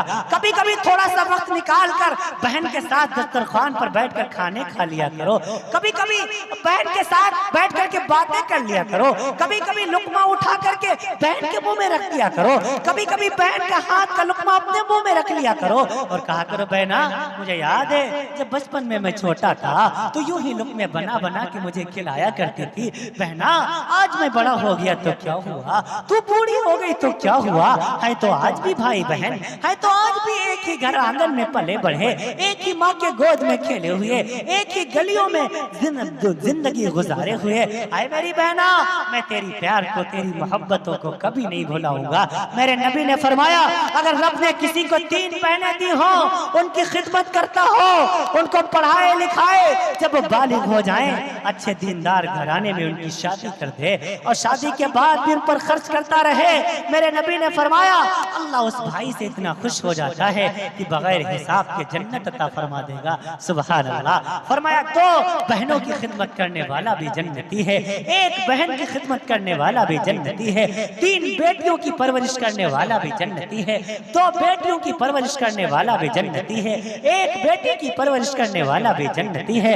लोगों उलमा की खिदमत करो, हुफ्फाज की खिदमत करो, कारियों की खिदमत करो, दीन के दाइयों की खिदमत करो, मदारिस की खिदमत करो, मकातिब की खिदमत करो, वालिदैन को इज्जत की निगाह से देखो, नारी शक्ति का सम्मान करो। औरत ख्वाह किसी भी रूप में हो वो काबिल एहतराम है, वो इज्जत के लायक रखे। अगर औरत माँ के रूप में है तो उसके कदमों तले जन्नत है। अगर बीवी के रूप में है तो जिंदगी में राहत का सामान है। अगर बेटी के रूप में है तुम्हारे लिए अल्लाह की रहमत है। अगर बहन के रूप में है तो अल्लाह की नेमत है। न नेमत को ठुकराया जाता है, न रहमत को ठुकराया जाता है, न राहत को फरामोश किया जाता है, न जन्नत से दूर दूर हुआ जाता है। हाँ हाँ लोगों, जितनी जिंदगी गुजरी सो गुजरी, आज के बाद या इरादा करके उठो, वादा करके उठो, इंशाअल्लाह आज के बाद की जिंदगी एक मुसलमान की जिंदगी होगी। इंशाअल्लाह हम शक्लों से भी मुसलमान नजर आएंगे, हम सूरत से भी मुसलमान नजर आएंगे, किरदार से भी मुसलमान नजर आएंगे, अशार से भी मुसलमान नजर आएंगे, मोहब्बत के एतबार से भी, मिल्ली एतबार से भी, समाजी एतबार से भी, हर एतबार से इंशाअल्लाह हम मुसलमान नजर आएंगे। वक्त काफी हो चुका, तबीयत में भी बशाशत नहीं, थकन के भी बहुत ज्यादा एहसासात हैं। अभी फिर सफर पे फौरन रवाना होना है। आप हज़रात खुसूसन मेरे लिए भी दुआ फरमाएं। मैं शमी में कल्ब से शुक्रिया भी अदा करता हूँ और दुआ गो भी हूँ तमाम के तमाम अराकीन कमेटी का। हाँ, जनाबे अपने अजीज जनाबे उमर सल्लल्लाहु तआला का और मामा जान का और दीगर अहबाब का, वहाँ हजरत मौलाना का, और इधर जितने हमारे अहबाब यहाँ बैठे हुए हैं, हमारे कारी साहब बैठे हुए हैं, हजरत मौलाना भी तशरीफ ले आए। अल्लाह ताला सबका आना मुबारक फरमाए, अल्लाह ताला सबका बैठना मुबारक फरमाए, अल्लाह ताला सबका सुनना मुबारक फरमाए। हमारी माएँ बहनें बेटियां बच्चियां बड़ी कसीर तादाद में आई हैं। अल्लाह ताला इनका भी बैठना कबूल फरमाए, इनका भी जागना सुनना कबूल फरमाए। अल्लाह सबको अपनी शान के मुताबिक अज्र नसीब फरमाए। अल्लाह रब्बुल आलमीन सबके रोजी में रिज्क में खूब खूब बरकत नसीब फरमाए। सबके बिगड़े हुए कामों को अल्लाह बना दे। अल्लाह ताला आने वाली बलाओं से मुसीबतों से तमाम के तमाम अहले बस्ती की हिफाजत फरमाए। अल्लाह ताला पूरे तौर पर जिन जिन भाइयों ने दुआओं के लिए कहा है, ये लिखा है, ये जिनका हम पर हक है, अल्लाह सबके दिलों की जायज हाजतों को, तमन्नाओं को, मुरादों को पूरा फरमाए। अल्लाह ताला जिन बच्चों ने कुरान करीम हिफ्ज किया, अल्लाह ताला उनको कुरान करीम के कवानीन पर अमल पैरा रहने की और मौत तक अपने सीने में महफूज रखने की तौफीक नसीब फरमाए। अल्लाह हम सबके घरों से भी दीन के दाई पैदा फरमा दे। हमारे बच्चों को भी अल्लाह हाफिज कुरान बना दे, आलिम दीन बना दे, मुफ्ती जमा बना दे, आलिम बाअमल, हाफिज बाअमल बना दे। अल्लाह ताला जो कुछ अर्ज किया गया, ऐ करीम अल्लाह जो आइंदा बयान होने वाला है, सब पर हम सबको कहने सुनने से ज्यादा अमल की तौफीक नसीब फरमाए। अल्लाह आपको भी अमल की तौफीक